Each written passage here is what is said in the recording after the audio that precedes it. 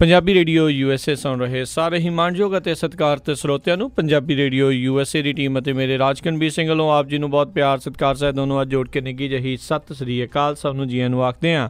ਸਰੋਤੇ ਪ੍ਰੋਗਰਾਮ ਖਬਰ 'ਤੇ ਨਜ਼ਰ ਅੱਜ ਦੀ ਸਵੇਰ ਦੇ ਵਿੱਚ ਅਸੀਂ ਤੁਹਾਡਾ ਸਵਾਗਤ ਕਰਦੇ ਹਾਂ।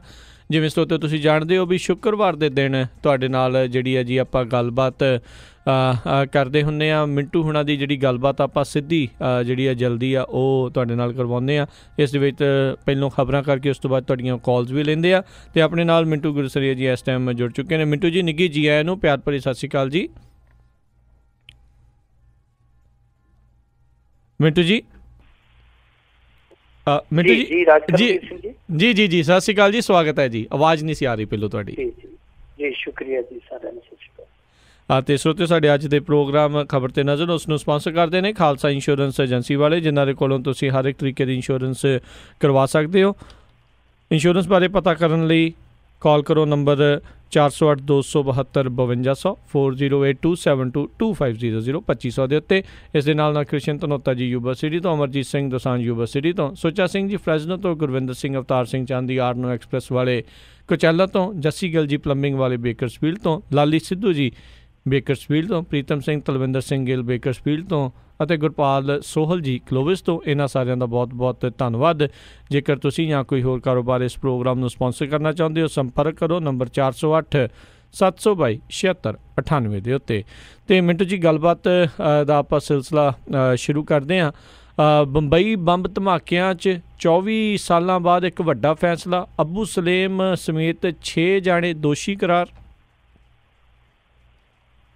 ਇਹ ਭਾਰਤੀ ਨਿਆਂ ਵਿਵਸਥਾ ਦੀ ਚਾਲ ਦੀ ਇੱਕ ਹਿਸਾਬ ਦੀ ਆਪਾਂ ਕਹਿ ਸਕਦੇ ਕਿ ਰਫਤਾਰ ਦੇਖੋ, ਇੱਕ ਪੀੜ੍ਹੀ ਬਦਲ ਜਾਂਦੀ ਹੈ ਜਦੋਂ ਤੱਕ ਫੈਸਲਾ ਆਉਂਦਾ ਕਿਸੇ ਵੱਡੇ ਕੇਸ ਦੇ ਵਿੱਚ। 1993 ਤੋਂ ਲੈ ਕੇ 24 ਸਾਲ ਦਾ ਇਹ ਸਫ਼ਰ ਆ। ਇਸ ਦੌਰਾਨ ਇੱਕ ਪੀੜ੍ਹੀ ਬਦਲ ਜਾਂਦੀ ਹੈ। ਜਿਹੜੇ ਮੁੰਡੇ ਉਸ ਤੋਂ ਬਾਅਦ ਜਾਂ ਕੁੜੀਆਂ ਉਸ ਤੋਂ ਬਾਅਦ ਜੰਮੀਆਂ ਨੇ ਉਸ ਵਾਕਿਆ ਤੋਂ ਬਾਅਦ, ਤੇ ਉਹਨਾਂ ਲਈ ਇਹ ਜਿਹੜਾ ਫੈਸਲਾ ਹੋਏਗਾ ਸ਼ਾਇਦ ਓਨਾ ਜ਼ਿਆਦਾ ਪ੍ਰਭਾਵ ਪਾਉਣ ਵਾਲਾ ਨਹੀਂ ਜਿੰਨਾ ਉਹਨਾਂ ਲੋਕਾਂ ਦੇ ਜਿਹੜਾ 1995 ਤੋਂ ਪਹਿਲਾਂ ਸੁਰਤ ਸੰਭਲਿਆ ਸੀ, ਜਿਹੜਾ ਉਹਨਾਂ ਘਟਨਾਵਾਂ ਦਾ ਚਸ਼ਮਦੀਦ ਸੀਗਾ। ਦੇਖੋ ਇਹ ਮੁੰਬਈ ਬੰਬ ਧਮਾਕਿਆਂ ਦਾ ਇੱਕ ਸਿਲਸਿਲਾ ਚੱਲਿਆ ਸੀ। ਸਿਲਸਿਲਾ ਇਸ ਕਰਕੇ ਕਿਉਂਕਿ ਉੱਥੇ ਕੋਈ ਇੱਕ ਬੰਬ ਧਮਾਕਾ ਨਹੀਂ ਸੀ ਹੋਇਆ, ਲਗਭਗ ਦਰਜਨ ਦੇ ਕਰੀਬ ਬੰਬ ਧਮਾਕੇ 1:30 ਤੋਂ ਦੁਪਹਿਰੇ ਸ਼ੁਰੂ ਹੋਏ ਸਨ, 3:40 ਤੱਕ ਚੱਲੇ ਸੀ। ਕੋਈ ਕਿਤੇ ਕੋਈ ਕਿਤੇ ਕੋਈ ਕਿਤੇ। ਕੋਈ ਪਾਰਕਿੰਗ ਦੇ ਵਿੱਚ ਕਾਰ ਖੜਾਈ ਗਈ ਸੀਗੀ ਐਕਸਪਲੋਜ਼ਰ ਦੇ ਨਾਲ ਲੱਦ ਕੇ, ਕਿਤੇ ਮੋਟਰਸਾਈਕਲ ਦੇ ਵਿੱਚ ਧਮਾਕਾ ਕੀ ਸਮੱਗਰੀ ਰੱਖੀ ਗਈ ਸੀ। ਇਸ ਤਰ੍ਹਾਂ ਸਿਲਸਿਲੇਵਾਰ ਬੰਬ ਧਮਾਕੇ ਕੀਤੇ ਗਏ ਸਨ। ਔਰ ਯਾਦ ਰੱਖਣ ਵਾਲੀ ਗੱਲ ਆ ਕਿ ਇਹ ਜਿਹੜੇ ਬੰਬ ਧਮਾਕੇ ਸਨ, ਰਾਜਕਰਨਵੀਰ ਸਿੰਘ ਜੀ, ਇਹ ਜੋ 1 ਸਾਲ ਪਹਿਲਾਂ ਬਾਬਰੀ ਮਸਜਿਦ ਢਾਈ ਗਈ ਸੀ, ਉਹਦਾ ਪ੍ਰਤੀਕਰਮ ਸੀ। ਇਸ ਗੱਲ ਤੋਂ ਕੋਈ ਨਹੀਂ ਮੁਨਕਰ ਹੋ ਸਕਦਾ। ਇਹ ਪ੍ਰਤੀਕਰਮ ਸੀਗਾ ਔਰ ਇਹਨੂੰ ਅੰਜਾਮ ਦਿੱਤਾ ਸੀਗਾ ਅੰਡਰਵਰਲਡ ਸਮਗਲਰ ਤੇ ਆ ਜਿਹੜਾ ਦਾਊਦ ਇਬਰਾਹਿਮ ਆ, ਇਹਨਾਂ ਦੇ ਸਾਰਿਆਂ ਦੇ ਨੈਕਸਸ ਨੇ। ਇਸ ਤੋਂ ਬਾਅਦ ਹੀ ਅੰਡਰਵਰਲਡ ਸੀਗਾ ਜਿਹੜਾ ਉਹ ਇੱਕ ਖਤਰਾ ਜਾਪਣ ਲੱਗ ਪਿਆ ਸੀ ਇਸ ਮੁਲਕ ਨੂੰ, ਤੇ ਉਸ ਤੋਂ ਬਾਅਦ ਅੰਡਰਵਰਲਡ ਦਾ ਸਫਾਇਆ ਹੋਇਆ। ਪੂਰੀ ਤਰ੍ਹਾਂ ਤਾਂ ਨਹੀਂ, ਪਰ ਬਹੁਤ ਹੱਦ ਤੱਕ ਮੁੰਬਈ ਦੇ ਵਿੱਚੋਂ ਸਾਫ਼ ਕਰ ਦਿੱਤਾ ਗਿਆ ਸੀ, ਬਾਕੀ ਭੱਜ ਭਜਾ ਗਿਆ। ਖੈਰ ਉਸ ਹਮਲੇ ਦੇ ਵਿੱਚ, ਉਹਨਾਂ ਬੰਬ ਧਮਾਕਿਆਂ ਦੇ ਵਿੱਚ, ਜਿਹੜਾ ਕਿ ਉਸ ਸਮੇਂ ਭਾਰਤ ਦੇ ਉੱਤੇ ਬਹੁਤ ਵੱਡਾ ਹਮਲਾ ਸੀਗਾ, ਇਹਦੇ ਵਿੱਚ 257 ਬੰਦੇ ਮਾਰੇ ਗਏ ਸਨ। ਉੱਦਾਂ ਮੀਡੀਆ ਰਿਪੋਰਟਾਂ ਕਹਿੰਦੀਆਂ ਕਿ ਮੌਤਾਂ 300 ਤੋਂ ਜ਼ਿਆਦੀਆਂ ਹੋਈਆਂ ਸਨ, ਇਹ ਜ਼ਖਮੀ 700 ਕਹਿੰਦੇ ਆ, ਪਰ ਮੀਡੀਆ ਰਿਪੋਰਟਾਂ 1400-1500 ਜ਼ਖਮੀ ਦੱਸਦੀਆਂ। ਖੈਰ ਇਸ ਮਾਮਲੇ ਦੇ ਵਿੱਚ ਜਿਹੜਾ ਅੱਜ ਫੈਸਲਾ ਆਇਆ, ਵੈਸੇ ਤੁਹਾਨੂੰ ਮੈਂ ਦੱਸ ਦੇਵਾਂ ਕਿ ਇਸ ਕੇਸ ਦੇ ਵਿੱਚ ਕੁੱਲ 199 ਦੋਸ਼ੀ ਬਣਾਏ ਗਏ ਸਨ, ਜਿਨ੍ਹਾਂ 'ਚੋਂ ਸੰਜੇ ਦੱਤ ਇੱਕ ਸੀ। ਕਿਉਂਕਿ ਇਹਨਾਂ ਬੰਦਿਆਂ ਨੇ, ਜਿਵੇਂ ਅਬੂ ਸਲੇਮ ਜਾਂ ਜਿਹੜੇ ਇਸ ਤਰ੍ਹਾਂ ਦੇ ਹੋਰ ਇਹਨਾਂ ਦੇ ਸਾਥੀ ਸਨ, ਇਹ ਜਿਹੜਾ ਅਸਲਾ ਬਰੂਦ ਲੈ ਕੇ ਆਏ, ਉਹਨਾਂ ਦੇ ਵਿੱਚੋਂ ਕੁਛ ਅਸਲਾ ਬਰੂਦ ਸੰਜੇ ਦੱਤ ਦੇ ਘਰ ਟਿਕਾਇਆ ਗਿਆ ਸੀਗਾ। ਦੱਸਦੇ ਤੇ ਇਹ ਵੀ ਹੈ ਕਿ ਇੱਕ ਟਰੱਕ ਵੀ ਸੰਜੇ ਦੱਤ ਦੀ ਰਿਹਾਇਸ਼ ਤੇ ਖੜਾ ਰਿਹਾ। ਸੰਜੇ ਦੱਤ ਨੂੰ ਪਤਾ ਸੀ ਜਾਂ ਉਹ ਅਣਜਾਣ ਸੀ, ਪਰ ਦੱਸਦੇ 2-3 ਦਿਨ ਉਹ ਟਰੱਕ ਇਹਦੇ ਘਰ ਖੜਾ ਰਿਹਾ ਸੀਗਾ। ਸੋ ਸੰਜੇ ਦੱਤ ਵੀ ਇਸ ਲਪੇਟੇ 'ਚ ਆ ਗਿਆ। ਸੰਜੇ ਦੱਤ ਸਮੇਤ 199 ਬੰਦਿਆਂ ਤੇ ਟ੍ਰਾਇਲ ਚੱਲਿਆ, ਪਰ ਜਿਹੜੇ ਅੱਜ 6 ਸਜ਼ਾ ਯਾਫਤਾ ਬਣਾਏ ਗਏ ਜਾਂ ਦੋਸ਼ੀ ਕਰਾਰ ਦਿੱਤੇ ਗਏ ਆ, ਇਹ ਉਸ ਸਮੇਂ ਤੱਕ ਗ੍ਰਿਫਤਾਰ ਨਹੀਂ ਸੀ ਹੋਏ। 2006 ਦੇ ਵਿੱਚ 199 ਬੰਦਿਆਂ ਦਾ ਫੈਸਲਾ ਹੋ ਗਿਆ, ਜਿਹਦੇ 'ਚ 100 ਨੂੰ ਕਨਵਿਕਟਡ ਕਰ ਦਿੱਤਾ ਗਿਆ 99 ਬੰਦੇ ਸੀਗੇ ਜਿਹੜੇ ਉਹ ਇੱਕ ਇੱਕ ਕਰਕੇ ਬਰੀ ਹੋ ਗਏ ਜਾਂ ਉਹ ਫੌਤ ਹੋ ਗਏ। ਸੋ ਇਹ ਜਿਹੜੇ ਰਹਿੰਦੇ ਸਨ ਮੇਨ ਭਗੌੜੇ, ਇਹਨਾਂ ਦੇ ਵਿੱਚ ਅਬੂ ਸਲੇਮ ਨੂੰ ਪੁਰਤਗਾਲ ਤੋਂ ਫੜ ਕੇ ਲਿਆਂਦਾ ਗਿਆ ਸੀ। ਦੂਸਰਾ ਮੁਸਤਫਾ ਦੌਸਾ, ਅਬੂ ਸਲੇਮ ਤੋਂ ਇਲਾਵਾ ਤਾਹਿਰ ਮਰਚੈਂਟ, ਫਿਰੋਜ਼ ਖਾਨ, ਇਹ ਜਿਹੜੇ ਬੰਦੇ ਸਨ ਜਿਨ੍ਹਾਂ ਨੂੰ ਮੁੱਖ ਸਾਜ਼ਿਸ਼ ਕਰਤਾ ਗਿਣਿਆ ਗਿਆ ਇਹਨਾਂ ਮੁੰਬਈ ਬੰਬ ਧਮਾਕਿਆਂ ਦਾ। ਇਹਨਾਂ ਦੇ ਕੇਸ ਦਾ ਫੈਸਲਾ ਅੱਜ ਆਇਆ। ਇਹਨਾਂ ਨੂੰ ਦੋਸ਼ੀ ਕਰਾਰ ਦੇ ਦਿੱਤਾ ਗਿਆ ਅਦਾਲਤ ਵੱਲੋਂ। ਸਜ਼ਾ ਜਿਹੜੀ ਉਹ 19 ਤਰੀਕ ਨੂੰ ਸੁਣਾਈ ਜਾਣੀ ਹੈ। ਪਰ ਰਾਜਕਰਮਵੀਰ ਸਿੰਘ ਜੀ, ਇੱਕ ਚੀਜ਼ ਜਿਹੜੀ ਹੈ ਨਾ ਇਸ ਮਾਮਲੇ 'ਚ ਬੜੀ ਦਿਲਚਸਪ ਆ ਕਿ ਜਿਸ ਤਰੀਕੇ ਨਾਲ ਦਾਊਦ ਇਬਰਾਹਿਮ ਤੇ ਉਹਦਾ ਰਾਈਟ ਹੈਂਡ ਸੀਗਾ ਜਿਹੜਾ ਟਾਈਗਰ ਮੇਮਨ, ਜਦੋਂ ਉਹਨਾਂ ਨੇ ਸਾਰਾ ਕੁਛ ਤਿਆਰ ਕਰ ਲਿਆ ਤੇ ਉਹ ਬੰਦੇ ਉਹਨਾਂ ਨੇ ਵਾਇਆ ਦੁਬਈ ਪਾਕਿਸਤਾਨ ਲਿਆਂਦੇ, ਪਾਕਿਸਤਾਨ ਚੋਂ ਟ੍ਰੇਨਡ ਕਰਕੇ ਉਹਨਾਂ ਨੇ ਇੱਧਰ ਘੱਲ ਦਿੱਤੇ। ਜਿਹੜੇ ਉਹ 19-20 ਬੰਦੇ ਘੱਲੇ ਸਨ ਉਹਨਾਂ ਦੇ ਵਿੱਚੋਂ ਇੱਕ ਬੰਦਾ 9 ਮਾਰਚ 1993 ਨੂੰ ਫੜਿਆ ਗਿਆ ਸੀ। ਉਹਦਾ ਨਾਂ ਸੀ ਗੁਲਨੂਰ ਮੁਹੰਮਦ। ਗੁਲਨੂਰ ਮੁਹੰਮਦ ਜਦੋਂ 9 ਮਾਰਚ ਨੂੰ ਫੜਿਆ ਗਿਆ, ਉਹਦੇ ਤੋਂ ਪੁੱਛ ਪੜਤਾਲ ਕੀਤੀ। ਪੁਲਿਸ ਨੂੰ ਉਹਨੇ ਸਾਫ਼-ਸਾਫ਼ ਦੱਸ ਦਿੱਤਾ ਸੀ ਕਿ ਇੰਨੀ ਤਰੀਕ ਨੂੰ, ਕਿਉਂਕਿ ਉਦੋਂ ਜਿਹੜਾ ਇਹਨਾਂ ਦਾ ਪਲਾਨ ਸੀ, ਸਕੀਮ ਸੀਗੀ, ਉਹ ਸੀ ਅਪ੍ਰੈਲ ਦੇ ਵਿੱਚ ਬੰਬ ਧਮਾਕੇ ਕਰਨ ਦੀ। ਉਹਨੇ ਕੱਲੀ ਜਗ੍ਹਾ ਦੱਸ ਦਿੱਤੀ, ਕੱਲੀ ਜਗ੍ਹਾ ਦੀ ਨਿਸ਼ਾਨਦੇਹੀ ਕਰਵਾ ਦਿੱਤੀ ਕਿ ਇੱਥੇ ਬੰਬ ਧਮਾਕੇ ਹੋਣਗੇ। ਸਾਨੂੰ ਟ੍ਰੇਨ ਕੀਤਾ ਗਿਆ, ਅਸਲਾ ਬਰੂਦ ਹੈ ਜਿਹੜਾ ਪਹੁੰਚ ਚੁੱਕਾ। ਪਰ ਪੁਲਿਸ ਨੇ ਉਸ ਗੁਲਨੂਰ ਮੁਹੰਮਦ ਦੀ ਕਹਾਣੀ ਤੇ ਯਕੀਨ ਹੀ ਨਹੀਂ ਕੀਤਾ, ਉਤੇ ਇਤਬਾਰ ਹੀ ਨਹੀਂ ਕੀਤਾ, ਔਰ ਉਹਦਾ ਸਿੱਟਾ ਇਹ ਹੋਇਆ ਕਿ ਬਹੁਤ ਸਾਰਾ ਜਾਨੀ ਮਾਲੀ ਨੁਕਸਾਨ ਭਾਰਤ ਨੂੰ ਚੁੱਕਣਾ ਪਿਆ। ਹੁਣ ਇਹਨਾਂ ਦੋਸ਼ੀਆਂ ਨੂੰ ਤੇ ਸਜ਼ਾ ਮਿਲ ਗਈ। ਜਿਹੜੇ ਮੁਲਾਜ਼ਮਾਂ ਨੇ, ਜਿਹੜੀਆਂ ਏਜੰਸੀਆਂ ਨੇ, ਜਿਹੜੀਆਂ ਅਥਾਰਟੀਆਂ ਨੇ ਏਡੀ ਵੱਡੀ ਕੁਤਾਹੀ ਕੀਤੀ, ਉਹਨਾਂ ਦਾ ਕੀ ਬਣਿਆ, ਉਹਦਾ ਜਵਾਬ ਕਿਸੇ ਕੋਲ ਨਹੀਂ। ਜੀ ਬਿਲਕੁਲ। ਮਿੰਟੂ ਜੀ, ਅਗਲੀ ਆਪਾਂ ਗੱਲ ਕਰੀਏ, ਕੇਂਦਰ ਨੇ ਬੈਂਕ ਖਾਤਿਆਂ ਲਈ ਵੀ ਕੀਤਾ ਜ਼ਰੂਰੀ ਆਧਾਰ ਕਾਰਡ ਨੂੰ। ਦੇਖੋ, ਇਹਨਾਂ ਨੇ ਤਕਰੀਬਨ ਹਰੇਕ ਯੋਜਨਾ ਦੇ ਵਿੱਚ ਹੀ ਹੁਣ ਆਧਾਰ ਕਾਰਡ ਹੈ ਜਿਹੜਾ ਫਿੱਟ ਕਰ ਦਿੱਤਾ ਹੈ। ਵੈਸੇ ਜੇ ਅੱਜ ਦੀ ਗੱਲ ਕਰੀਏ, ਅੱਜ ਇਹਨਾਂ ਨੇ ਆਧਾਰ ਕਾਰਡ ਨੂੰ ਬੈਂਕਿੰਗ ਸੈਕਟਰ ਦੇ ਵਿੱਚ ਲਾਜ਼ਮ ਕਰਾਰ ਦਿੱਤਾ। ਮਸਲਨ ਕਿ ਜੇ ਤੁਸੀਂ ਨਵਾਂ ਬੈਂਕ ਖਾਤਾ ਖੁਲਵਾਉਂਦੇ ਹੋ ਤਾਂ ਤੁਹਾਨੂੰ ਆਧਾਰ ਕਾਰਡ ਲਾਜ਼ਮੀ ਦੇਣਾ ਪਵੇਗਾ, ਜੋ ਤੁਸੀਂ ਸ਼ਨਾਖਤੀ ਦਸਤਾਵੇਜ਼ ਉੱਥੇ ਦਿੰਦੇ ਹੋ। ਦੂਜੀ ਗੱਲ ਕਿ ਜੇ ਤੁਹਾਡਾ ਕਰੰਟ ਅਕਾਊਂਟ ਹੈ ਜਾਂ ਸੇਵਿੰਗ ਅਕਾਊਂਟ ਆਲਰੇਡੀ ਹੈ ਤਾਂ ਤੁਹਾਨੂੰ ਆਧਾਰ ਕਾਰਡ ਉਹਦੇ ਨਾਲ ਲਿੰਕਡ ਕਰਨਾ ਪਵੇਗਾ। ਜੇ ਤੁਸੀਂ 31 ਦਸੰਬਰ ਤੱਕ ਲਿੰਕਡ ਨਹੀਂ ਕਰਦੇ ਤਾਂ ਜਿਹੜਾ ਤੁਹਾਡਾ ਖਾਤਾ ਹੈ ਉਹ ਅਨਵੈਲਿਡ ਹੋ ਜਾਏਗਾ। ਤੀਜੀ ਇਹ ਆ ਕਿ ਜੇਕਰ ਤੁਸੀਂ 50,000 ਜਾਂ 50,000 ਤੋਂ ਉੱਤੇ ਦੀ ਕੋਈ ਟ੍ਰਾਂਜੈਕਸ਼ਨ ਕਰਦੇ ਹੋ ਤਾਂ ਤੁਹਾਨੂੰ ਉਸ ਸੂਰਤ ਦੇ ਵਿੱਚ ਆਧਾਰ ਕਾਰਡ ਲਾਉਣਾ ਨਾਲ ਲਾਜ਼ਮੀ ਹੋਏਗਾ। ਅੱਗੇ ਪੈਨ ਕਾਰਡ ਲੱਗਦਾ ਸੀ, ਪਰ ਹੁਣ ਪੈਨ ਕਾਰਡ ਕਿਉਂਕਿ ਲਿੰਕ ਕਰ ਦਿੱਤਾ ਗਿਆ ਆਧਾਰ ਕਾਰਡ ਦੇ ਨਾਲ। ਵੈਸੇ ਉਹ ਵੀ ਸੁਪਰੀਮ ਕੋਰਟ ਦੇ ਵਿੱਚ ਸੁਣਵਾਈ ਚੱਲਦੀ ਪਈ ਹੈ, ਪਰ ਸੁਪਰੀਮ ਕੋਰਟ ਨੇ ਇਹ ਸਾਫ਼ ਕਰ ਦਿੱਤਾ ਸੀਗਾ, ਜਿਹਦੀ ਆਪਾਂ ਚਰਚਾ ਵੀ ਕੀਤੀ ਸੀ ਇੱਕ ਦਿਨ ਦੇ ਪ੍ਰੋਗਰਾਮ ਦੇ ਵਿੱਚ, ਕਿ ਦੇਖੋ ਜਿਹਦੇ ਕੋਲ ਆਧਾਰ ਕਾਰਡ ਹੈਗਾ, ਸੁਪਰੀਮ ਕੋਰਟ ਨੇ ਸਾਫ਼ ਕੀਤਾ ਸੀ, ਉਹ ਤੇ ਲਿੰਕਡ ਕਰਾ ਲਏ ਪੈਨ ਕਾਰਡ ਦੇ ਨਾਲ। ਜਿਹਦੇ ਕੋਲ ਨਹੀਂ ਤਾਂ ਉਹ ਜ਼ਰੂਰੀ ਨਹੀਂ ਹੈ ਕਿ ਉਹਨੂੰ ਪੈਨ ਕਾਰਡ ਹੈ ਜਿਹੜਾ ਉਹ ਵਰਤਿਆ ਨਹੀਂ ਜਾਏਗਾ, ਉਹਦੇ ਕੋਲੋਂ ਉਹਨੂੰ ਵਰਤਣ ਦੀ ਇਜਾਜ਼ਤ ਹੋਏਗੀ। ਮਤਲਬ ਕਿ ਜਿਹੜਾ ਕੋਈ ਪੈਨ ਕਾਰਡ ਤੋਂ ਰਹਿੰਦਾ ਹੈ, ਜਿਹਨੇ ਕਿਸੇ ਨੇ ਨਹੀਂ ਬਣਾਇਆ ਕਿਸੇ ਕਾਰਨ ਵੀ, ਉਹ ਪੈਨ ਕਾਰਡ ਵਰਤ ਸਕਦਾ। ਇਹ ਸੁਪਰੀਮ ਕੋਰਟ ਨੇ ਸਾਫ਼ ਕੀਤਾ ਸੀ, ਪਰ ਉਸ ਡਾਇਰੈਕਸ਼ਨ ਆਉਣ ਤੋਂ ਕੁਝ ਦਿਨ ਬਾਅਦ ਹੀ ਇਹਨਾਂ ਨੇ ਹੁਣ ਖਾਤਿਆਂ ਦੇ ਨਾਲ ਵੀ ਆਧਾਰ ਕਾਰਡ ਲਾਜ਼ਮੀ ਕਰ ਦਿੱਤਾ। ਪਰ ਇੱਕ ਚੀਜ਼ ਰਾਜਕਰਮਵੀਰ ਸਿੰਘ ਜੀ ਬੜੀ ਦਿਲਚਸਪ ਹੈ, ਗੌਰ ਕਰਨ ਵਾਲੀ ਹੈ। ਤੁਸੀਂ ਯਾਦ ਕਰੋ 26/9/2013 ਦਾ ਉਹ ਦਿਨ ਜਦੋਂ ਨਰਿੰਦਰ ਮੋਦੀ ਇਸ ਦੇਸ਼ ਦਾ ਪ੍ਰਧਾਨ ਮੰਤਰੀ ਨਹੀਂ ਸੀ, ਇਸ ਦੇਸ਼ ਦੇ ਇੱਕ ਸੂਬੇ ਦਾ ਮੁੱਖ ਮੰਤਰੀ ਸੀ। ਇਹ ਕੰਪੇਨ ਕਰਦਾ ਪਿਆ ਸੀ ਪ੍ਰਧਾਨ ਮੰਤਰੀ ਦੇ ਅਹੁਦੇ ਲਈ, ਜਿਹੜੀ ਇਹ ਦੌੜਦਾ ਪਿਆ ਸੀ, ਉਹਦੀ ਕੰਪੇਨ ਕਰਦਾ ਪਿਆ ਸੀ। ਕੰਪੇਨ ਕਰਦਿਆਂ ਇਹ ਇੱਕ ਥਾਂ ਤੇ ਭਾਸ਼ਣ ਕਰਦਾ ਪਿਆ ਸੀ ਤੇ ਪਿੱਛੇ ਜਾਲੀ ਜਿਹਾ ਲਾਲ ਕਿਲਾ ਬਣਾਇਆ ਸੀ, ਉਸ ਸਟੇਜ ਤੇ ਭਾਸ਼ਣ ਕਰਦਾ ਪਿਆ ਸੀ। ਉਸ ਦਿਨ ਕੀ ਭਾਸ਼ਣ ਦੇ ਵਿੱਚ ਵਰਡਿੰਗ ਸੀ, ਜ਼ਰਾ ਤੁਸੀਂ ਧਿਆਨ ਨਾਲ ਸੁਣਿਓ। ਮੋਦੀ ਸਾਹਿਬ ਨੇ ਕਿਹਾ ਸੀ ਕਿ ਮਨਮੋਹਨ ਸਿੰਘ ਜੀ ਦੱਸੋ, ਇਹ ਆਧਾਰ ਕਾਰਡ ਤੇ ਤੁਸੀਂ ਕਿੰਨੇ ਪੈਸੇ ਖਰਚ ਕੀਤੇ ਆ, ਇਹ ਰੁਪਈਏ ਕਿੱਥੇ ਗਏ, ਆਧਾਰ ਕਾਰਡ ਦਾ ਫਾਇਦਾ ਕੀ ਮਿਲਿਆ ਦੇਸ਼ ਨੂੰ, ਦੱਸੋ। ਮੈਂ ਬਤੌਰ ਮੁੱਖ ਮੰਤਰੀ ਕਹਿੰਦਾ ਕਿ ਪ੍ਰਧਾਨ ਮੰਤਰੀ ਨੂੰ ਚਿੱਠੀਆਂ ਲਿਖ ਕੇ ਹਾਰ ਗਿਆ, ਆਧਾਰ ਕਾਰਡ ਤੇ ਸਵਾਲ ਕੀਤੇ ਆ ਕਿ ਗੁਜਰਾਤ ਬਾਰਡਰ ਏਰੀਆ, ਇਸ ਤਰ੍ਹਾਂ ਦੇਸ਼ ਦੇ ਵਿਰੋਧੀ ਲੋਕ ਆ ਜਿਹੜੇ ਦੇਸ਼ ਦੇ ਵਿੱਚ ਦਾਖਲ ਹੋ ਕੇ ਇਸ ਆਧਾਰ ਕਾਰਡ ਦੇ ਜ਼ਰੀਏ ਦੇਸ਼ ਦੇ ਨਾਗਰਿਕ ਬਣ ਜਾਣਗੇ, ਦੇਸ਼ ਦਾ ਹੱਕ ਖੋਹ ਲੈਣਗੇ। ਤੇ ਮੈਂ ਉਦੋਂ ਹੀ ਕਿਹਾ ਪ੍ਰਧਾਨ ਮੰਤਰੀ ਨੂੰ, ਉਦੋਂ ਵੀ ਕਿਹਾ, ਹੁਣ ਵੀ ਕਹਿਣਾ ਕਿ ਤੁਸੀਂ ਆਧਾਰ ਕਾਰਡ ਦੇ ਨਾਲ ਦੇਸ਼ ਦੇ ਵਿੱਚ ਅਨੇਕਾਂ ਸਮੱਸਿਆਵਾਂ ਲੈ ਆਓਗੇ।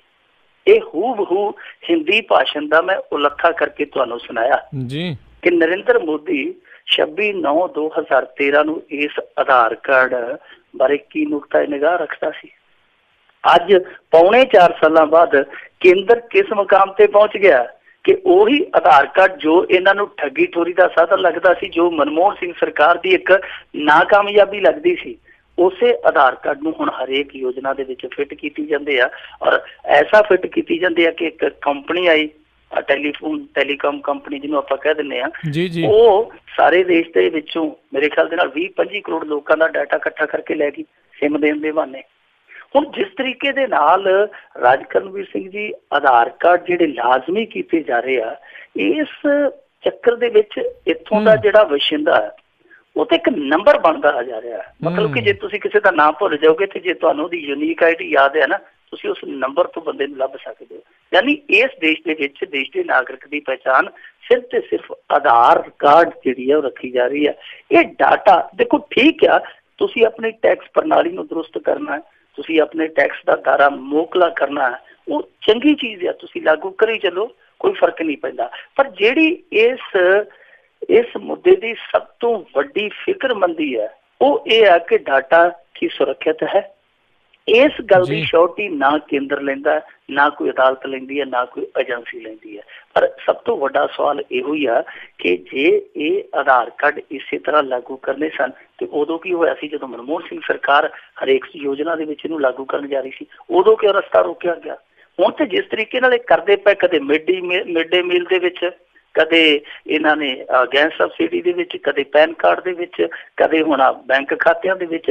ਆਉਣ ਵਾਲੇ ਦਿਨਾਂ 'ਚ ਇਹ ਵੀ ਹੋ ਸਕਦਾ ਹੈ ਕਿ ਪਬਲਿਕ ਟਾਇਲਟ ਯੂਜ਼ ਕਰਨ ਤੇ ਵੀ ਆਧਾਰ ਕਾਰਡ ਲਾਜ਼ਮੀ ਕਰ ਦਿੱਤਾ ਜਾਵੇ ਤੇ ਉਹ ਭਾਸ਼ਣ ਨਰਿੰਦਰ ਮੋਦੀ ਸਾਹਿਬ ਦਾ ਬਿਲਕੁਲ ਭੁੱਲ ਭੁਲਾ ਜਾਣ ਕਿ ਹਾਂਜੀ ਕਦੇ ਅਸੀਂ ਆਧਾਰ ਕਾਰਡ ਨੂੰ ਇੰਨਾ ਭੰਡਿਆ ਸੀ।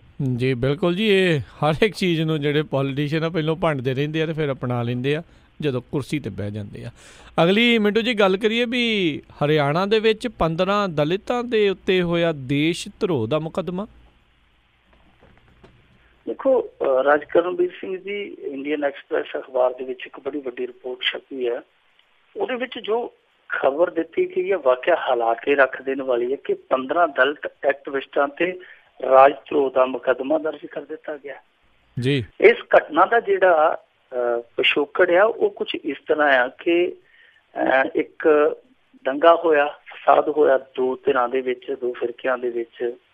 ਅੰਬਾਲੇ ਦੇ ਲਾਗੇ ਕੋਈ ਪਿੰਡ ਸੀਗਾ, 21 ਅਪ੍ਰੈਲ ਨੂੰ ਉਹ ਘਟਨਾ ਵਾਪਰਦੀ ਹੈ। ਉਸ ਤੋਂ ਬਾਅਦ 24 ਅਪ੍ਰੈਲ ਨੂੰ ਦਲਿਤ ਇਕੱਠੇ ਹੁੰਦੇ ਆ ਕਿਉਂਕਿ ਕਿਸੇ ਦਾ ਮਰਡਰ ਹੋ ਗਿਆ ਉਸ ਝਗੜੇ ਦੇ ਵਿੱਚ ਤੇ ਦਲਿਤਾਂ ਤੇ ਪਰਚਾ ਹੋ ਗਿਆ। ਇਹਨਾਂ ਦਾ ਮੰਨਣਾ ਸੀਗਾ ਕਿ ਜਿਹੜੇ ਬੰਦੇ ਪਰਚੇ ਦੇ ਵਿੱਚ ਨਾਮਜ਼ਦ ਕੀਤੇ ਗਏ ਆ ਉਹ ਬੰਦੇ ਨਿਹੱਕੇ ਆ, ਨਿਰਦੋਸ਼ ਆ, ਉਸ ਕਤਲ ਕਾਂਡ ਦੇ ਨਾਲ ਉਹਨਾਂ ਦਾ ਕੋਈ ਤਾਲੁਕਾਤ ਨਹੀਂ, ਉਹਨਾਂ ਨੂੰ ਰਿਹਾਅ ਕੀਤਾ ਜਾਵੇ, ਰਿਹਾਈ ਦੀ ਮੰਗ ਕਰਦੇ ਸਨ। ਕਮਾਲ ਦੀ ਗੱਲ ਹੈ ਕਿ ਉਸੇ ਦਿਨ ਇਹ ਮਨੋਹਰ ਲਾਲ ਖੱਟਰ ਜਿਹੜਾ CM ਹੈ ਹਰਿਆਣੇ ਦਾ, ਉਹਦੇ ਨਾਲ ਮਿਲਣੀ ਵੀ ਕਰਕੇ ਆਏ, ਮੰਗ ਵੀ ਕੀਤੀ। ਉਸ ਤੋਂ ਬਾਅਦ ਇੱਕ ਇਹਨਾਂ ਨੇ ਛੋਟਾ ਜਿਹਾ ਸਮਾਗਮ ਰੱਖਿਆ ਸੀ, ਉਹਦੇ ਵਿੱਚ ਵੱਖੋ ਵੱਖਰੇ ਬੁਲਾਰਿਆਂ ਨੇ ਸੰਬੋਧਨ ਕੀਤਾ। ਸੰਬੋਧਨ ਕੀ ਕੀਤਾ ਕਿ ਸਿਆਪਾ ਹੀ ਪਾ ਲਿਆ, ਇਹਨਾਂ ਤੇ ਮੁਕੱਦਮਾ ਦਰਜ ਕਰ ਦਿੱਤਾ ਗਿਆ। ਮੁਕੱਦਮਾ ਇਹ ਦਰਜ ਕੀਤਾ ਕਿ ਇਹਨਾਂ ਨੇ ਜੀ ਭੜਕਾਊ ਭਾਸ਼ਣ ਦਿੱਤਾ ਔਰ ਇਹਨਾਂ ਦੇ ਭਾਸ਼ਣ ਦੇ ਨਾਲ ਇੱਥੋਂ ਦੇ ਜਿਹੜੇ ਨਾਗਰਿਕ ਸੀਗੇ ਉਹਨਾਂ ਨੂੰ ਬੇਚੈਨੀ ਹੋਈ ਹੈ। ਇਹ ਪਰਚਾ ਦਰਜ ਕਰ ਦਿੱਤਾ ਗਿਆ 124A ਯਾਨੀ ਦੇਸ਼ ਧਰੋਹ ਦੀ ਧਾਰਾ ਲਾ ਕੇ। ਹੁਣ ਪੁਲਿਸ ਉਹ ਗੱਲ ਕਹਿੰਦੀ ਪਈ ਆ, ਜਿੱਦਾਂ ਆਮ ਤੌਰ ਤੇ ਉਹ ਕਹਿੰਦੀ ਆ ਕਿ ਦੇਖੋ ਜੀ ਅਸੀਂ ਤੇ ਸ਼ਿਕਾਇਤ ਤੇ ਕਾਰਵਾਈ ਕੀਤੀ ਆ, ਜਾਂਚ ਪੜਤਾਲ ਕਰਾਂਗੇ, ਜੇ ਲੱਗਿਆ ਅਸੀਂ ਕਾਨੂੰਨੀ ਰਾਏ ਲਵਾਂਗੇ, ਜੇ ਲੱਗਿਆ ਕਿ ਇਹ ਧਾਰਾ ਬੇਲੋੜੀ ਹੈ ਅਸੀਂ ਹਟਾ ਲਵਾਂਗੇ। ਇਹੋ ਹੀ ਕੰਮ PU ਦੇ ਵਿੱਚ ਹੋਇਆ ਸੀ ਨਾ ਰਾਜ ਕਰਨਵੀਰ ਸਿੰਘ ਜੀ, ਤੁਹਾਨੂੰ ਯਾਦ ਹੋਣਾ, ਪ੍ਰੋਟੈਸਟ ਕੀਤਾ, ਪ੍ਰੋਟੈਸਟ ਸੀਗਾ ਫੀਸਾਂ ਦੇ ਵਿਰੁੱਧ, ਪਰ ਮੁਕੱਦਮਾ ਉਹਨਾਂ ਤੇ ਦਰਜ ਕਰ ਦਿੱਤਾ ਗਿਆ ਦੇਸ਼ ਧਰੋਹ ਦਾ ਤੇ ਰਾਤੋਂ ਰਾਤ ਉਹ ਧਾਰਾ ਸੀਗੀ ਜਿਹੜੀ ਮੁੜ ਕੇ ਵਾਪਸ ਲੈ ਲਈ ਗਈ। ਇਸ ਮਾਮਲੇ ਦੇ ਵਿੱਚ ਵੀ ਇਹੋ ਕੁਛ ਬਣਦਾ। ਅਸੀਂ ਨਹੀਂ ਕਹਿ ਸਕਦੇ ਕਿ ਉੱਥੇ ਇਹਨਾਂ ਦੇ ਸੰਬੋਧਨ ਦੇ ਵਿੱਚ ਕੁਛ ਇਹੋ ਜਿਹੀ ਚੀਜ਼ ਨਹੀਂ ਹੋਈ ਹੋਵੇਗੀ। ਮੰਨ ਲਓ ਕਿਸੇ ਨੇ ਭੜਕਾਊ ਭਾਸ਼ਣ ਦਿੱਤਾ, ਮੰਨ ਲਓ ਕਿਸੇ ਨੇ ਉਕਸਾਇਆ ਹੋਏਗਾ, ਪਰ ਉਹਦੇ ਤੇ ਦੇਸ਼ ਧਰੋਹ ਦਾ ਮੁਕੱਦਮਾ ਤੇ ਲਾਗੂ ਨਹੀਂ ਨਾ ਕੀਤਾ ਜਾ ਸਕਦਾ ਰਾਜ ਕਰਨਵੀਰ ਸਿੰਘ ਜੀ। ਜੇ ਭੜਕਾਊ ਭਾਸ਼ਣ ਤੇ ਦੇਸ਼ ਧਰੋਹ ਦਾ ਮੁਕੱਦਮਾ ਦਰਜ ਹੁੰਦਾ ਹੈ ਤੇ ਫਿਰ ਸਭ ਤੋਂ ਪਹਿਲਾਂ ਉੱਤਰ ਪ੍ਰਦੇਸ਼ ਦੇ ਯੋਗੀ ਆਦਿੱਤਿਆਨਾਥ ਤੇ ਪਰਚਾ ਦਰਜ ਹੋਣਾ ਚਾਹੀਦਾ, ਕਿਉਂਕਿ ਇਹਦੇ ਤੇ ਇੱਕ FIR ਨੰਬਰ ਆ ਜਿਹੜੀ ਮੇਰੇ ਖਿਆਲ ਦੇ ਨਾਲ ਉਹਦਾ ਨੰਬਰ ਹੈ 7780, ਜਿਹੜੀ ਦਰਜ ਹੋਈ ਸੀਗੀ 2000 ਦੇ ਵਿੱਚ, 2000 ਸਨ ਦੇ ਵਿੱਚ 27/6/2000 ਨੂੰ। ਉਸ FIR ਦੇ ਵਿੱਚ ਇਹਦੇ ਤੇ ਦੋਸ਼ ਆ ਕਿ ਇਹਨੇ 2 ਕਮਿਊਨਿਟੀਜ਼ ਨੂੰ ਲੜਾਉਣ ਲਈ ਭੜਕਾਊ ਭਾਸ਼ਣ ਦਿੱਤਾ, ਔਰ ਇਹਦੇ ਤੇ ਧਾਰਾ ਕੀ ਲੱਗੀ ਹੈ 147, 148, 153, 295, 29। ਜੇ ਯੋਗੀ ਆਦਿੱਤਿਆਨਾਥ ਤੇ ਇਹੋ ਹੀ ਦੋਸ਼ ਲੱਗਦਾ ਕਿ ਇਹਨੇ ਭੜਕਾਊ ਭਾਸ਼ਣ ਦਿੱਤਾ, 2 ਫਿਰਕਿਆਂ ਦੇ ਵਿੱਚ ਤਣਾਅ ਪੈਦਾ ਕਰਨ ਦੀ ਕੋਸ਼ਿਸ਼ ਕੀਤੀ, ਜੇ ਉਹਦੇ ਤੇ ਇਹ ਧਾਰਾ ਲਾਗੂ ਨਹੀਂ ਕੀਤੀ ਜਾਂਦੀ, ਹਾਲਾਂਕਿ ਉਦੋਂ ਸਰਕਾਰ ਵੀ ਉਹਦੇ ਉਲਟ ਹੋਏਗੀ। 124 ਹੈ, ਜੇ ਉਹਦੇ ਤੇ ਨਹੀਂ ਲੱਗਦੀ ਤੇ ਫਿਰ ਇਹਨਾਂ ਦਲਿਤਾਂ ਤੇ 124 ਹੈ ਕਿਵੇਂ ਲੱਗ ਜਾਂਦੀ ਹੈ? ਜਾਂ ਤੇ ਇਹ ਵੀ ਗਲਤ ਆ ਤੇ ਜਾਂ ਫਿਰ ਯੋਗੀ ਆਦਿੱਤਿਆਨਾਥ ਤੇ ਜੋ ਧਾਰਾ ਲਾਈ ਗਈ ਉਹ ਵੀ ਗਲਤ ਆ। ਸੋ ਇਹਨਾਂ ਨੂੰ ਤੈਅ ਕਰਨਾ ਚਾਹੀਦਾ ਕਿ ਇਹਨਾਂ ਦੋਵਾਂ ਦੇ ਵਿੱਚੋਂ ਕਿਸ ਧਾਰਾ ਨੂੰ ਦੇਸ਼ ਜਿਹੜਾ ਉਹ ਸਹੀ ਮੰਨੇ ਕਿ ਹਾਂਜੀ ਇਸ ਥਾਂ ਤੇ ਦਲਿਤਾਂ ਤੇ ਜਾਂ ਯੋਗੀ ਆਦਿੱਤਿਆਨਾਥ ਤੇ ਧਾਰਾ ਦੀ ਸਹੀ ਵਰਤੋਂ ਹੋਈ ਹੈ। ਵੈਸੇ ਇੱਥੇ ਜਿਸ ਤਰੀਕੇ ਨਾਲ ਦੇਸ਼ ਧਰੋਹ ਦੀਆਂ ਧਾਰਾ ਦੀ ਵਰਤੋਂ ਹੋ ਰਹੀ ਹੈ, ਜਾਂ ਵਰਤੋਂ ਕਹਿ ਲਓ ਜਾਂ ਕਵਰਤੋਂ ਕਹਿ ਲਓ, ਇਹਨਾਂ ਨੇ ਚੱਕ ਕੇ ਉਹ ਕਨਈਆ ਅੰਦਰ ਸੁੱਟਿਆ ਸੀ, ਕਿੰਨਾ ਰੌਲਾ ਪਾਇਆ। ਇਹਨਾਂ ਦੇ ਜਿਹੜੇ ਸੰਗੀ ਪੱਖੀ ਵਕੀਲ ਸੀਗੇ ਉਹਨਾਂ ਨੇ ਵੀ ਚੱਪੜਾ ਲਾ ਕੇ ਉਹਦੀ ਸੇਵਾ ਕੀਤੀ ਸੀ। ਤੇ ਬਾਅਦ ਦੇ ਵਿੱਚ ਹੋਇਆ ਕੀ ਸੀਗਾ ਰਾਜਕਰਨਵੀਰ ਸਿੰਘ ਜੀ, ਕਿ ਉਸ ਮਾਮਲੇ ਦੇ ਵਿੱਚ ਅੱਜ ਤੱਕ ਮੇਰੇ ਖਿਆਲ ਦੇ ਨਾਲ ਦਿੱਲੀ ਪੁਲਿਸ ਚਲਾਨ ਪੇਸ਼ ਨਹੀਂ ਕਰ ਸਕੀ, ਜਿਹੜਾ ਦੇਸ਼ ਧਰੋਹ ਦਾ ਮੁਕੱਦਮਾ ਸੀ। ਦੂਜੀ ਗੱਲ, ਮੈਂ ਤੁਹਾਨੂੰ ਦਿਲਚਸਪ ਗੱਲ ਦੱਸਾਂ, ਇਸ ਦੇਸ਼ ਦੇ ਵਿੱਚ ਅੱਜ ਤੱਕ ਜਿੰਨੇ ਵੀ ਮੁਕੱਦਮੇ ਦਰਜ ਹੋਏ ਆ, ਕਿਸੇ ਦੇ ਵਿੱਚ ਵੀ ਦੇਸ਼ ਧਰੋਹ ਦੇ ਮਾਮਲੇ 'ਚ ਸਜ਼ਾ ਨਹੀਂ ਹੋਈ। ਸਿਰਫ ਤੇ ਸਿਰਫ ਇਹ ਆ ਕਿ ਸਿਆਸੀ ਕਿੜ ਕੱਟੀ ਜਾਂਦੀ ਹੈ, ਕਈ ਥਾਂ ਤੇ ਆਪਣਾ ਵਿਰੋਧੀ ਹੈ ਜਿਹੜਾ, ਚਾਹੇ ਉਹ ਵਿਚਾਰਕ ਵਿਰੋਧੀ ਹੈ ਚਾਹੇ ਸਮਾਜਿਕ ਵਿਰੋਧੀ ਹੈ, ਉਹਨੂੰ ਗੁੱਠੇ ਲਾਉਣ ਲਈ ਇਹ ਧਾਰਾ ਵਰਤੀ ਜਾਂਦੀ ਹੈ। ਹੁਣ ਜਿਸ ਤਰੀਕੇ ਨਾਲ ਇਸ ਧਾਰਾ ਦੀ ਵਰਤੋਂ ਆਮ ਹੋ ਗਈ ਹੈ, ਉਤੋਂ ਤੇ ਇਹ ਲੱਗਦਾ ਹੈ ਕਿ ਜੇ ਕਿਤੇ ਤੁਸੀਂ ਮੋਦੀ ਦੀ ਮਨ ਕੀ ਬਾਤ ਨਾ ਸੁਣੀ ਤਾਂ ਹੋ ਸਕਦਾ ਤੁਹਾਡੇ ਤੇ ਦੇਸ਼ ਧਰੋਹ ਦਾ ਮੁਕੱਦਮਾ ਦਰਜ ਹੋ ਜਾਵੇ। ਜੇ ਤੁਸੀਂ ਗਾਂ ਦੀ ਪੂਛ ਨੂੰ ਚੁੰਮ ਕੇ ਮਸਤਕ ਨਾਲ ਨਾ ਲਾਇਆ ਕਦੀ, ਤਾਂ ਵੀ ਹੋ ਸਕਦਾ ਤੁਸੀਂ ਦੇਸ਼ ਧਰੋਹੀ ਕਰਾਰ ਦੇ ਦਿੱਤੇ ਜਾਓ। ਇਹ ਵੀ ਹੋ ਸਕਦਾ ਜੇਕਰ ਸਵੇਰੇ ਉੱਠ ਕੇ ਤੁਸੀਂ ਚੈਨਲ ਤੋਂ ਆਉਂਦੇ RSS ਦੇ ਲਾਈਵ ਪ੍ਰੋਗਰਾਮ ਨੂੰ ਕੱਟ ਕੇ ਕੋਈ ਚੱਜ ਦਾ ਪ੍ਰੋਗਰਾਮ ਵੇਖਣ ਦੀ ਜ਼ਹਿਮਤ ਕਰ ਲਓ ਤੇ ਤੁਹਾਡੇ ਤੇ ਇਹ 124 ਫਿੱਟ ਕਰ ਦਿੱਤੀ ਜਾਵੇ। ਜੀ ਬਿਲਕੁਲ ਜੀ। ਤੇ ਬਾਅਦ ਚ ਨਾਲ ਕਹਿਣਗੇ ਭਾਈ ਆਧਾਰ ਕਾਰਡ ਕਿੱਥੇ ਆ, ਉਹ ਤਾਂ ਦਿਖਾ ਨਾਲ ਜਰਾ। ਤੇ ਅਗਲੀ ਮਿੰਟੋ ਜੀ ਆਪਾਂ ਗੱਲ ਕਰੀਏ ਵੀ ਅਸੈਂਬਲੀ ਦੇ ਵਿੱਚ ਅੱਜ ਦਾ ਦਿਨ ਵੀ ਰਿਹਾ ਤਮਾਸ਼ਿਆਂ ਦੇ ਨਾਲ, ਹੁਣ ਸੁਖਪਾਲ ਖਹਿਰਾ ਨੂੰ ਵੀ ਸਸਪੈਂਡ ਕਰਤਾ ਹੈ। ਦੇਖੋ ਰਾਜਕਰਨਵੀਰ ਸਿੰਘ ਜੀ, ਤਮਾਸ਼ਾ ਤੇ ਖੂਬ ਹੋਇਆ ਤੇ ਆਪਾਂ ਇੱਕ ਦਿਨ ਅੱਗੇ ਗੱਲ ਵੀ ਕੀਤੀ ਸੀਗੀ, ਉਮੀਦ ਵੀ ਜ਼ਾਹਰ ਕੀਤੀ ਸੀ ਕਿ ਤਮਾਸ਼ਾ ਸਿਆਸਤ ਦਾ ਖੂਬ ਹੋਊਗਾ ਜੀ। ਸੋ ਇਹੀ ਸ਼ਬਦ ਵਰਤੇ ਸੀ ਉਸ ਦਿਨ ਵੀ ਕਿ ਸਿਆਸਤ ਦਾ ਤਮਾਸ਼ਾ ਖੂਬ ਹੋਊਗਾ, ਪਰ ਸਿਆਸਤ ਦਾ ਤਮਾਸ਼ਾ ਉੱਥੇ ਖੂਬ ਹੋਣ ਡਿਆ। ਅੱਜ ਜੋ ਹੋਇਆ ਉਹਦੀ ਤਫਸੀਲਾਤ ਇਹੋ ਹੀ ਆ ਰਾਜਕਰਨਵੀਰ ਸਿੰਘ ਜੀ, ਕਿ ਜਿੱਥੋਂ ਕੱਲ ਫਿਲਮ ਖਤਮ ਹੋਈ ਸੀ ਅੱਜ ਉੱਥੋਂ ਸ਼ੁਰੂ ਹੋ ਗਈ ਜੀ। ਜਦੋਂ ਸਦਨ ਦੀ ਕਾਰਵਾਈ ਸ਼ੁਰੂ ਹੋਈ, ਅਸੈਂਬਲੀ ਦਾ ਕੰਮਕਾਰ ਸ਼ੁਰੂ ਹੋਇਆ, ਅਕਾਲੀ ਉੱਠ ਖੜੇ, ਕਿਉਂਕਿ ਨਵਜੋਤ ਸਿੱਧੂ ਨੇ ਕੱਲ ਬੜੀਆਂ ਇਹਨਾਂ ਨੂੰ ਚੁਭਵੀਆਂ ਗੱਲਾਂ ਕੀਤੀਆਂ ਸਨ। ਇੱਥੋਂ ਤੱਕ ਕਹਿ ਦਿੱਤਾ ਕਿ ਜਿਵੇਂ ਅਲੀ ਬਾਬਾ 40 ਚੋਰਿਆ, ਉਵੇਂ ਬਾਬਾ ਬਾਦਲ ਤੇ ਨਾਲ 40 ਚੋਰਿਆ। ਇਹਦੇ ਤੋਂ ਬੜਾ ਜ਼ਿਆਦਾ ਖਿਜੇ ਸਨ ਅਕਾਲੀ। ਅੱਜ ਉਹਨਾਂ ਨੇ ਵੀ ਇੱਟ ਖੜਕਾ ਲੈਣ ਦਾ ਮਨ ਬਣਾਇਆ ਸੀ, ਪਰ ਕਮਾਲ ਦੀ ਗੱਲ ਆ ਕਿ ਸੁਖਬੀਰ ਸਿੰਘ ਬਾਦਲ ਤੇ ਜਾਂ ਪ੍ਰਕਾਸ਼ ਸਿੰਘ ਬਾਦਲ ਉਹ ਦੋਵੇਂ ਆਉਂਦੇ ਹੀ ਨਹੀਂ ਪਏ ਹਾਊਸ ਦੇ ਵਿੱਚ। ਪਤਾ ਨਹੀਂ ਕੀ ਗੱਲ ਆ। ਨਵਜੋਤ ਸਿੱਧੂ ਕਹਿੰਦਾ ਮੈਂ ਡੀਕਦਾ ਪਿਆ, ਮੈਂ ਤੇ ਉਹਨਾਂ ਨੂੰ ਵੰਗਾਰਦਾ ਪਿਆ ਕਿ ਆਓ ਆਪਾਂ ਗੱਲਬਾਤ ਕਰੀਏ, ਉਹ ਆਉਂਦੇ ਹੀ ਨਹੀਂ। ਕਹਿੰਦਾ ਮੈਂ ਤਾਂ ਪੁੱਛਣਾ ਕਿ 2 ਬੱਸਾਂ ਤੋਂ ਤੁਸੀਂ 650 ਬੱਸ ਕਿਵੇਂ ਬਣਾ ਲਈ? ਤੇ ਕਹਿੰਦਾ ਕਿ ਮੈਂ ਤਾਂ ਇਹ ਵੀ ਪੁੱਛਣਾ ਕਿ ਮੁੰਡੇ ਨੇ ਜਿੱਦ ਕਰਕੇ ਇੱਕ ਪਾਪਾ ਜੀ ਪਾਣੀ ਵਾਲੀ ਬੱਸ ਲੈਣੀ ਹੈ, ਜਿੱਦ ਕਰਕੇ ਪਾਣੀ ਵਾਲੀ ਬੱਸ ਲਿਆ ਕੇ 5000 ਕਿਸਾਨ ਦੀ ਫਸਲ ਡੋਬ ਦਿੱਤੀ, ਉਹਦਾ ਪੈਸਾ ਕੌਣ ਦਊ? ਕਹਿੰਦਾ ਮੈਂ ਤਾਂ ਬੜੇ ਸਵਾਲ ਕਰਨੇ ਆ, ਤੁਸੀਂ ਸਾਨੂੰ ਸਵਾਲ ਕਰੀ ਜਾਂਦੇ ਹੋ। ਨਵਜੋਤ ਸਿੱਧੂ ਦੇ ਨਾਲ ਅੱਜ ਇਹਨਾਂ ਦੀ ਕਾਫੀ ਝੜਪ ਹੋਈ।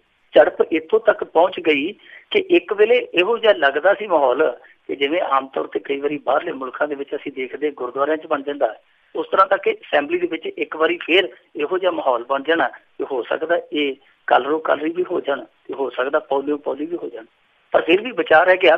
ਪਰ ਇਹਨਾਂ ਜਦੋਂ ਟਸਲਬਾਜ਼ੀਆਂ ਦੇ ਵਿੱਚ ਇੱਕ ਦੂਜੇ ਦੇ ਨਾਲ ਖਹਿਬਾਜ਼ੀ ਚੱਲਦੀ ਪਈ ਸੀ, ਇਸੇ ਦੌਰਾਨ ਰੋਜੀ ਬਰਕੰਦੀ ਨੂੰ ਮਦਨ ਲਾਲ ਹੈ ਜਿਹੜਾ ਜਮਾਲਪੁਰ ਹੈ ਸ਼ਾਇਦ, ਉਹ ਇਹਨਾਂ ਨੂੰ ਧੱਕਾ ਮੁੱਕੀ ਕਰ ਗਿਆ ਇਹ ਰੋਜੀ ਬਰਕੰਦੀ ਨੂੰ। ਇਸ ਤੋਂ ਇਲਾਵਾ ਅਕਾਲੀ ਫਿਰ ਉੱਥੇ ਧਰਨਾ ਲਾ ਕੇ ਬਹਿ ਗਏ ਵੈਲ ਦੇ ਵਿੱਚ ਆ ਕੇ ਇਹਨਾਂ ਨੇ ਧਰਨਾ ਲਾ ਦਿੱਤਾ। ਜਦੋਂ ਇਹ ਧਰਨਾ ਲਾ ਦਿੱਤਾ, ਮੁਲਤਵੀ ਕਰ ਦਿੱਤੀ ਗਈ ਕਾਰਵਾਈ ਅੱਧੇ ਘੰਟੇ ਲਈ। ਇਸੇ ਦਰਮਿਆਨ ਸੁਖਪਾਲ ਸਿੰਘ ਖਹਿਰਾ ਉੱਠਿਆ। ਉਹਨੂੰ ਵੀ ਤੁਹਾਨੂੰ ਪਤਾ ਹੀ ਆ ਕਿ ਸੁਖਪਾਲ ਸਿੰਘ ਖਹਿਰਾ ਨੂੰ ਵੀ ਅੱਜ ਤੱਕ ਕੋਈ ਨਾ ਕੋਈ ਪੰਗਾ ਉਹਨੇ ਵੀ ਲਈ ਰੱਖਣਾ, ਔਰ ਉਹ ਵੀ ਪੰਗਾ ਭੁੱਲ ਗਿਆ ਜੋ ਭਗਵੰਤ ਮਾਨ ਨੇ ਲੋਕ ਸਭਾ 'ਚ ਲਿਆ ਸੀ। ਉਹਨੇ ਕੱਢ ਕੇ ਮੋਬਾਈਲ 'ਚ ਉੱਥੋਂ ਲਾਈਵ ਕਰ ਦਿੱਤਾ। ਕਹਿੰਦਾ ਕਿ ਆਹ ਦੇਖੋ ਜੀ, ਇਹਨਾਂ ਦੇ ਨਾਲੋਂ ਉੱਤੇ ਪਿੰਡ ਦੀ ਕਿਸੇ ਦੀ ਪੰਚਾਇਤ ਚੰਗੀ ਆ, ਆਹ ਦੇਖੋ ਕੀ ਕਰਨ ਡਏ ਆ, ਕਿ ਬੈਠੇ ਆ ਬਸ ਟਾਈਮ ਪਾਸ ਜਿਹਾ ਕਰੀ ਜਾਂਦੇ ਆ, ਕਾਲੀ ਇੱਥੇ ਬੈਠੇ ਰੌਲਾ ਪਾਈ ਜਾਂਦੇ ਆ, ਇਹ ਉੱਤੇ ਖੜੇ ਮੋਬਾਈਲਾਂ ਤੇ ਗੱਲਾਂ ਬਾਤਾਂ ਕਰੀ ਜਾਂਦੇ ਆ।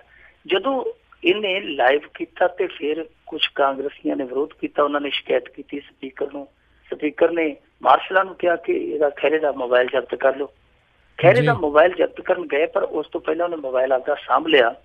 ਪਰ ਇੱਥੇ ਕੀ ਹੋਇਆ ਕਿ ਉਹੀ ਕਾਂਗਰਸੀ ਜਿਹੜੇ ਤੁਹਾਨੂੰ ਪਤਾ ਹੀ ਆ ਕਿ ਇੱਕ ਵਾਰੀ ਚੋਲੇ ਵੀ ਚਲਾ ਚੁੱਕੇ ਆ ਉੱਥੇ ਅਸੈਂਬਲੀ ਦੇ ਵਿੱਚ, ਛਿੱਤਰ ਵੀ ਸੁੱਟ ਚੁੱਕੇ ਆ, ਤੇ ਮੁੜ ਕੇ ਅਸੈਂਬਲੀ ਤੇ ਕਬਜ਼ਾ ਵੀ ਜਮਾ ਚੁੱਕੇ ਆ, ਇੱਕ ਰਾਤ ਵੀ ਕੱਟ ਚੁੱਕੇ ਆ, ਤੇ ਤੜਕੇ ਬਾਥਰੂਮਾਂ ਦੇ ਵਿੱਚੋਂ ਬਰਸ਼ ਕਰਦਿਆਂ ਨੇ ਸੈਲਫੀਆਂ ਵੀ ਪਾਈਆਂ। ਇਹੋ ਹੀ ਕਾਂਗਰਸੀਆਂ ਦਾ ਜਿਹੜਾ ਆਪੋਜੀਸ਼ਨ ਦਾ ਲੀਡਰ ਹੁੰਦਾ ਸੀਗਾ ਚਰਨਜੀਤ ਚੰਨੀ, ਉਹ ਮੋਬਾਈਲ ਲੁਕਾ ਕੇ ਲਿਜਾ ਕੇ ਲਾਈਵ ਕਰ ਗਿਆ ਸੀਗਾ, ਵੀਡੀਓ ਬਣਾ ਕੇ ਲਿਆਇਆ ਸੀ ਬਾਹਰ।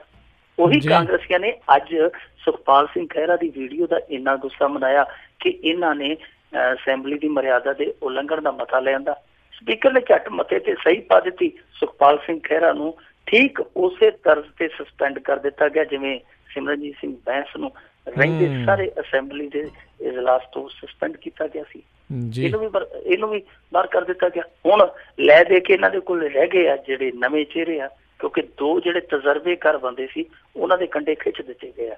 ਦੂਜੇ ਪਾਸੇ ਅਕਾਲੀ ਆ ਜਿਹੜੇ, ਅਕਾਲੀ ਨਿਰੰਤਰ ਕਿਸਾਨੀ ਦੇ ਮੁੱਦੇ ਤੇ ਰੌਲਾ ਪਾਈ ਜਾਂਦੇ ਆ। ਹੁਣ ਦੇਖੋ, ਇੱਕ ਸਧਾਰਨ ਬੁੱਧੀ ਵਾਲਾ ਇਨਸਾਨ ਤੇ ਛੱਡੋ, ਇੱਕ ਬੱਚਾ ਵੀ ਪੰਜਾਬ ਦਾ ਪੁੱਛ ਸਕਦਾ ਇਹਨਾਂ ਨੂੰ ਕਿ ਭਾਈ ਤੁਸੀਂ ਹੁਣੇ ਕਿਉਂ ਜਾਗੇ ਹੋ? ਪਿਛਲੇ 10 ਸਾਲਾਂ ਦੇ ਵਿੱਚ ਕੀ ਕਿਸਾਨ ਖੁਦਕੁਸ਼ੀ ਨਹੀਂ ਸੀ ਕਰਦਾ? ਜੇ ਉਹ ਖੁਦਕੁਸ਼ੀ ਕਰਦਾ ਸੀ ਤੇ ਤੁਹਾਡੀਆਂ ਕਿਸੇ ਨੇ ਬਾਹਾਂ ਬੰਨੀਆਂ ਸਨ, ਤੁਸੀਂ ਉਹਦਾ ਕਰਜ਼ਾ ਮਾਫ਼ ਕਰ ਦਿੰਦੇ। ਕਿ ਕਰਜ਼ਾ ਉਹਦਾ 16 ਮਾਰਚ ਤੋਂ ਬਾਅਦ ਚੜਿਆ, ਜਿਹੜਾ ਹੁਣ ਤੁਹਾਨੂੰ ਜਾਗਾ ਹੀ ਆ ਕਿ ਕਿਸਾਨ ਤੇ ਕਰਜ਼ਾ। ਸੋ ਇਹਨਾਂ ਦੇ ਕੋਲ ਸਿਰਫ ਤੇ ਸਿਰਫ ਸਿਆਸਤ ਹੈ। ਸਿਆਸਤ ਇਸ ਕਰਕੇ ਕੀਤੀ ਜਾ ਰਹੀ ਹੈ ਕਿਉਂਕਿ ਇਹਨਾਂ ਨੇ ਐਤਕੀ ਇਸ ਬਜਟ ਇਜਲਾਸ ਦੇ ਵਿੱਚ ਕੋਈ ਨਾ ਕੋਈ ਕਰਜ਼ੇ ਦੀ ਰਿਆਇਤ ਦੇਣੀ ਹੈ। ਟੀ ਹੱਕ ਕਮੇਟੀ ਜਿਹੜੀ ਬਣੀ ਸੀਗੀ ਉਹਨੇ ਅੱਜ ਰਿਪੋਰਟ ਦੇ ਦਿੱਤੀ ਆ। ਇਹਦਾ ਮਤਲਬ ਆ ਕਿ ਕਾਂਗਰਸੀ ਹੈ ਜਿਹੜੇ ਉਹ ਆਉਣ ਵਾਲੇ 2-3 ਦਿਨਾਂ ਦੇ ਵਿੱਚ, 2-3 ਦਿਨ ਇਸ ਕਰਕੇ ਕਹਿ ਰਿਹਾ ਕਿਉਂਕਿ ਸ਼ਨੀ ਐਤ ਹਾਊਸ ਬੰਦ ਰਹੇਗਾ, ਉਹਦੀ ਕਾਰਵਾਈ ਸ਼ੁਰੂ ਹੋਣੀ ਹੈ ਸੋਮਵਾਰ ਗਵਰਨਰ ਦੇ ਭਾਸ਼ਣ ਤੇ ਇਹਨੇ ਜਵਾਬ ਦੇਣਾ, ਬੋਲਣਾ ਕੈਪਟਨ ਅਮਰਿੰਦਰ ਸਿੰਘ ਨੇ। ਹੋ ਸਕਦਾ ਉਸ ਦਿਨ ਜਾਂ ਅਗਲੇ ਦਿਨ ਇਹਦਾ ਐਲਾਨ ਹੋ ਜਾਏਗਾ। ਕੋਈ ਮਾੜੀ ਮੋਟੀ ਰਹਿ ਤੇ ਨਾ ਜ਼ਰੂਰ ਦੇਣੀ ਹੈ।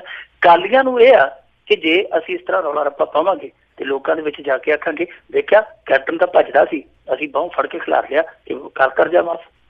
ਅੱਜ ਜਦੋਂ ਕਾਲੀ ਹਟਦੇ ਨਹੀਂ ਸੀ ਪਏ, ਯਕਦਮ ਕੈਪਟਨ ਅਮਰਿੰਦਰ ਸਿੰਘ ਨੂੰ ਗੁੱਸਾ ਆ ਗਿਆ। ਗੁੱਸਾ ਉਹ ਆ ਗਿਆ ਜਿਹੜਾ ਖੁੰਡਾ ਫੜ ਕੇ ਵਾਲਾ ਹੁੰਦਾ ਸੀਗਾ। ਗੁੱਸਾ ਆ ਗਿਆ, ਇਹਨੇ ਇੱਕ ਫਾਈਲ ਦਿਖਾਈ, ਕਹਿੰਦਾ ਹੁਣ ਤੁਸੀਂ ਚੁੱਪ ਕਰਨਾ ਜੇ ਕਿ ਖੋਲਾ ਫਾਈਲ। ਕਹਿੰਦਾ ਸਾਰਿਆਂ ਦੇ ਨਾਂ ਆ ਜਿਨ੍ਹਾਂ ਨੇ ਰੇਤਾ ਖਾਧਾ, ਤੁਸੀਂ ਰੇਤੇ ਦੇ ਨਾਂ ਤੇ ਤੁਸੀਂ ਰੌਲਾ ਪਾਉਣੇ, ਕਦੇ ਤੁਸੀਂ ਕਿਸਾਨਾਂ ਦੇ ਨਾਂ ਤੇ ਰੌਲਾ ਪਾਉਣੇ, ਦੱਸਦੇ ਉਦੋਂ ਸ਼ੁਰ ਹੋ ਗਏ ਸਨ। ਚੁੱਪ ਕਰਕੇ ਤੇ ਜਾ ਕੇ ਕੁਰਸੀਆਂ ਮੱਲ ਲਈਆਂ। ਇਹ ਵੀ ਇੱਕ ਕੁਰਕੀ ਨੇ ਉੱਥੇ ਕੰਮ ਕੀਤਾ, ਉਹਦਾ ਆਮ ਆਦਮੀ ਪਾਰਟੀ ਵਾਲੇ ਬਾਹਰ ਆ ਗਏ। ਇਹਨਾਂ ਨੇ ਆਪਦੀ ਉੱਥੇ ਮੌਕ ਅਸੈਂਬਲੀ ਲਾ ਲਈ, ਆਪਦੀ ਇਹਨਾਂ ਨੇ ਅਸੈਂਬਲੀ ਬਣਾ ਲਈ, ਆਪਦਾ ਮਤਾ ਪਾ ਲਿਆ। ਕੁੱਲ ਮਿਲਾ ਕੇ ਜੋ ਕੁਛ ਉੱਥੇ ਰਾਜਕਰਨਵੀਰ ਸਿੰਘ ਜੀ ਅਸੀਂ ਪਿਛਲੇ 3 ਦਿਨਾਂ 'ਚ ਦੇਖਿਆ, ਇਹਨੂੰ ਦੇਖ ਕੇ ਇਸ ਤਰ੍ਹਾਂ ਲੱਗਦਾ ਹੈ ਕਿ ਇਹ ਅਸੈਂਬਲੀ ਹੈ ਜਿਹੜੀ ਉਹ ਅਸੈਂਬਲੀ ਘੱਟ ਤੇ ਮੱਛੀ ਮੰਡੀ ਜ਼ਿਆਦਾ ਲੱਗਦੀ ਆ। ਕਾਮਾ ਰੌਲੀ ਪਈ ਜਾਂਦੀ ਹੈ। ਲੋਕ ਇਸ ਗੱਲ ਤੋਂ ਅੱਕੇ ਪਏ ਆ। ਹੁਣ ਕੁਛ ਲੋਕ ਤੇ ਮੇਰੇ ਵਰਗੇ ਵੀ ਵਿੱਚ ਮੰਗ ਕਰਦੇ ਪਏ ਆ ਕਿ ਇਹਨਾਂ ਨੂੰ ਘੱਟੋ ਘੱਟ ਲਾਈਵ ਕਰ ਦਿੱਤਾ ਜਾਵੇ ਟੈਲੀਵਿਜ਼ਨ ਚੈਨਲਾਂ ਤੇ, ਲੋਕ ਵੇਖਣ ਤਾਂ ਸਹੀ ਚੱਜ ਨਾਲ ਕਿ ਇਹ ਉੱਥੇ ਜਾ ਕੇ ਗੁਲਕੀ ਖਿਲਾਉਂਦੇ ਆ। ਸੋ ਹੁਣ ਉਮੀਦ ਕੀਤੀ ਜਾ ਸਕਦੀ ਹੈ, ਕੈਪਟਨ ਅਮਰਿੰਦਰ ਸਿੰਘ ਨੇ ਇਹਨਾਂ ਨੂੰ ਵਾਅਦਾ ਦੇ ਦਿੱਤਾ ਕਿ ਅਸੀਂ ਇਹ ਅਗਲੇ ਹਫ਼ਤੇ ਕਰਜ਼ੇ ਤੇ ਕੁਛ ਨਾ ਕੁਛ ਕਦਮ ਚੁੱਕਾਂਗੇ। ਆਮ ਆਦਮੀ ਪਾਰਟੀ ਰੇਤੇ ਦੇ ਮੁੱਦੇ ਤੇ ਔਰ ਆਪਦੇ 2 ਬੰਦੇ ਉਹ ਖੁਆ ਬੈਠੀ ਹੈ। ਸੋ ਆਉਣ ਵਾਲੇ ਦਿਨਾਂ 'ਚ ਉਮੀਦ ਕਰਦੇ ਹਾਂ ਕਿ ਕੁਛ ਨਾ ਕੁਛ ਉੱਥੋਂ ਸਾਰਥਕ ਨਿਕਲੇਗਾ, ਪਰ ਹਾਲ ਦੀ ਘੜੀ ਜੋ ਕੁਛ ਵੀ ਨਿਕਲਿਆ ਉਹਨੂੰ ਨਿਰਾਰਥਕ ਹੀ ਕਿਹਾ ਜਾ ਸਕਦਾ। ਜੀ ਬਿਲਕੁਲ।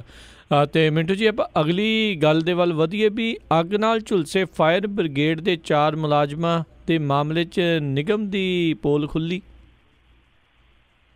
ਦੇਖੋ, ਇਹ ਲੁਧਿਆਣੇ ਦੇ ਵਿੱਚ 11 ਮਈ ਨੂੰ ਮੇਰੇ ਖਿਆਲ ਦੇ ਨਾਲ ਨਾ ਇੱਕ ਅੱਗ ਲੱਗ ਗਈ ਸੀਗੀ ਲੁਧਿਆਣਾ ਦੇ ਵਿੱਚ, ਚੀਮਾ ਚੌਂਕ ਹੈ ਜਿਹੜਾ, ਉੱਥੇ ਅੱਗਜ਼ਨੀ ਦੀ ਘਟਨਾ ਵਾਪਰ ਗਈ। 4 ਫਾਇਰ ਬ੍ਰਿਗੇਡ ਦੇ ਜਿਹੜੇ ਕਰਮਚਾਰੀ ਸੀ, ਜਿਨ੍ਹਾਂ ਨੂੰ ਆਪਾਂ ਫਾਇਰ ਫਾਈਟਰ ਕਹਿ ਦਿੰਦੇ ਹਾਂ, ਇਹ ਜਲ ਗਏ ਸਨ, ਕਿਉਂਕਿ ਉੱਥੇ ਫੈਕਟਰੀ ਦੇ ਵਿੱਚ ਕੋਈ ਰਸਾਇਣ ਪਿਆ ਸੀਗਾ, ਉਹਦੇ 'ਚ ਧਮਾਕਾ ਹੋ ਗਿਆ। ਤੁਹਾਨੂੰ ਪਤਾ ਹੈ ਜਾਨ ਜੋਖਮ 'ਚ ਪਾ ਕੇ ਕੰਮ ਕਰਦੇ ਆ।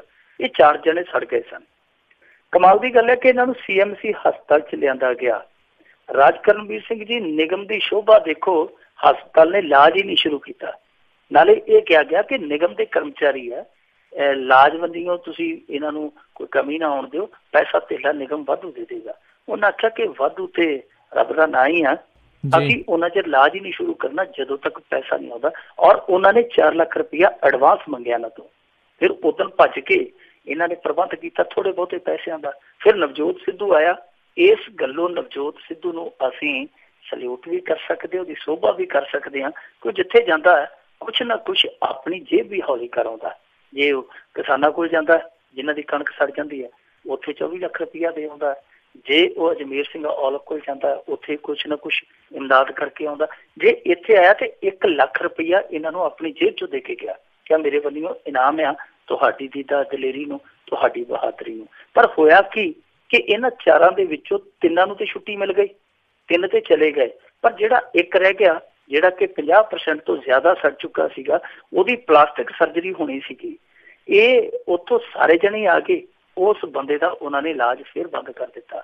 ਉਹ ਕਹਿੰਦੇ ਕਿ ਘੱਟੋ ਘੱਟ 3 ਲੱਖ ਰੁਪਇਆ ਦਿਓ, ਅਸੀਂ ਇਹਦਾ ਇਲਾਜ ਕਰਨਾ, ਨਹੀਂ ਤੇ ਸਾਡੇ ਵੱਲੋਂ ਤੁਹਾਡਾ ਬੰਦਾ ਪਿਆ, ਇਹਨੂੰ ਜਿੱਥੇ ਮਰਜ਼ੀ ਲੈ ਜਾਓ। ਜਦੋਂ ਫਿਰ ਇਸ ਗੱਲ ਦੀ ਚਰਚਾ ਬਾਹਰ ਆਈ, ਨਿਗਮ ਦਾ ਜਿਹੜਾ ਉੱਥੋਂ ਦਾ ਮੇਅਰ ਹੈ ਉਹ ਭੱਜਿਆ ਗਿਆ, 2 ਲੱਖ ਰੁਪਏ ਦਾ ਚੈੱਕ ਲੈ ਕੇ ਗਿਆ। ਉਹਨੇ ਆਖਿਆ ਕਿ ਇਲਾਜ ਸ਼ੁਰੂ ਕਰੋ, ਅਸੀਂ ਦੂਜਾ ਵੀ ਖਰਚਾ ਚੁੱਕਾਂਗੇ। ਪਰ ਜੋ ਇਸ ਮਾਮਲੇ ਦੇ ਵਿੱਚ ਕੁਤਾਹੀ ਸਾਹਮਣੇ ਆ ਰਹੀ ਹੈ ਕਿ ਇੱਕ ਬੰਦਾ ਇੰਨਾ ਜ਼ਿਆਦਾ ਸੜਿਆ, ਜ਼ਿੰਦਗੀ ਦੇ ਨਾਲ ਜਦੋਜਹਿਦ ਕਰਦਾ ਪਿਆ, ਔਰ ਉਹਨੂੰ ਵਾਰ-ਵਾਰ ਜਵਾਬ ਦੇ ਰਿਹਾ ਡਾਕਟਰ ਕਿ ਲਿਆਓ ਪੈਸਾ, ਲਿਆਓ ਪੈਸਾ। ਔਰ ਨਿਗਮ ਹੈ ਜਿਹੜਾ ਇੱਕੋ ਵਾਰੀ ਉਹਦੇ ਇਲਾਜ ਦੇ ਪੈਸੇ ਜਮ੍ਹਾਂ ਕਰਾਉਣ ਦੀ ਥਾਂ ਤੇ ਕਦੇ 2 ਦੇ ਆ, ਕਦੇ 1 ਦੇ ਆ।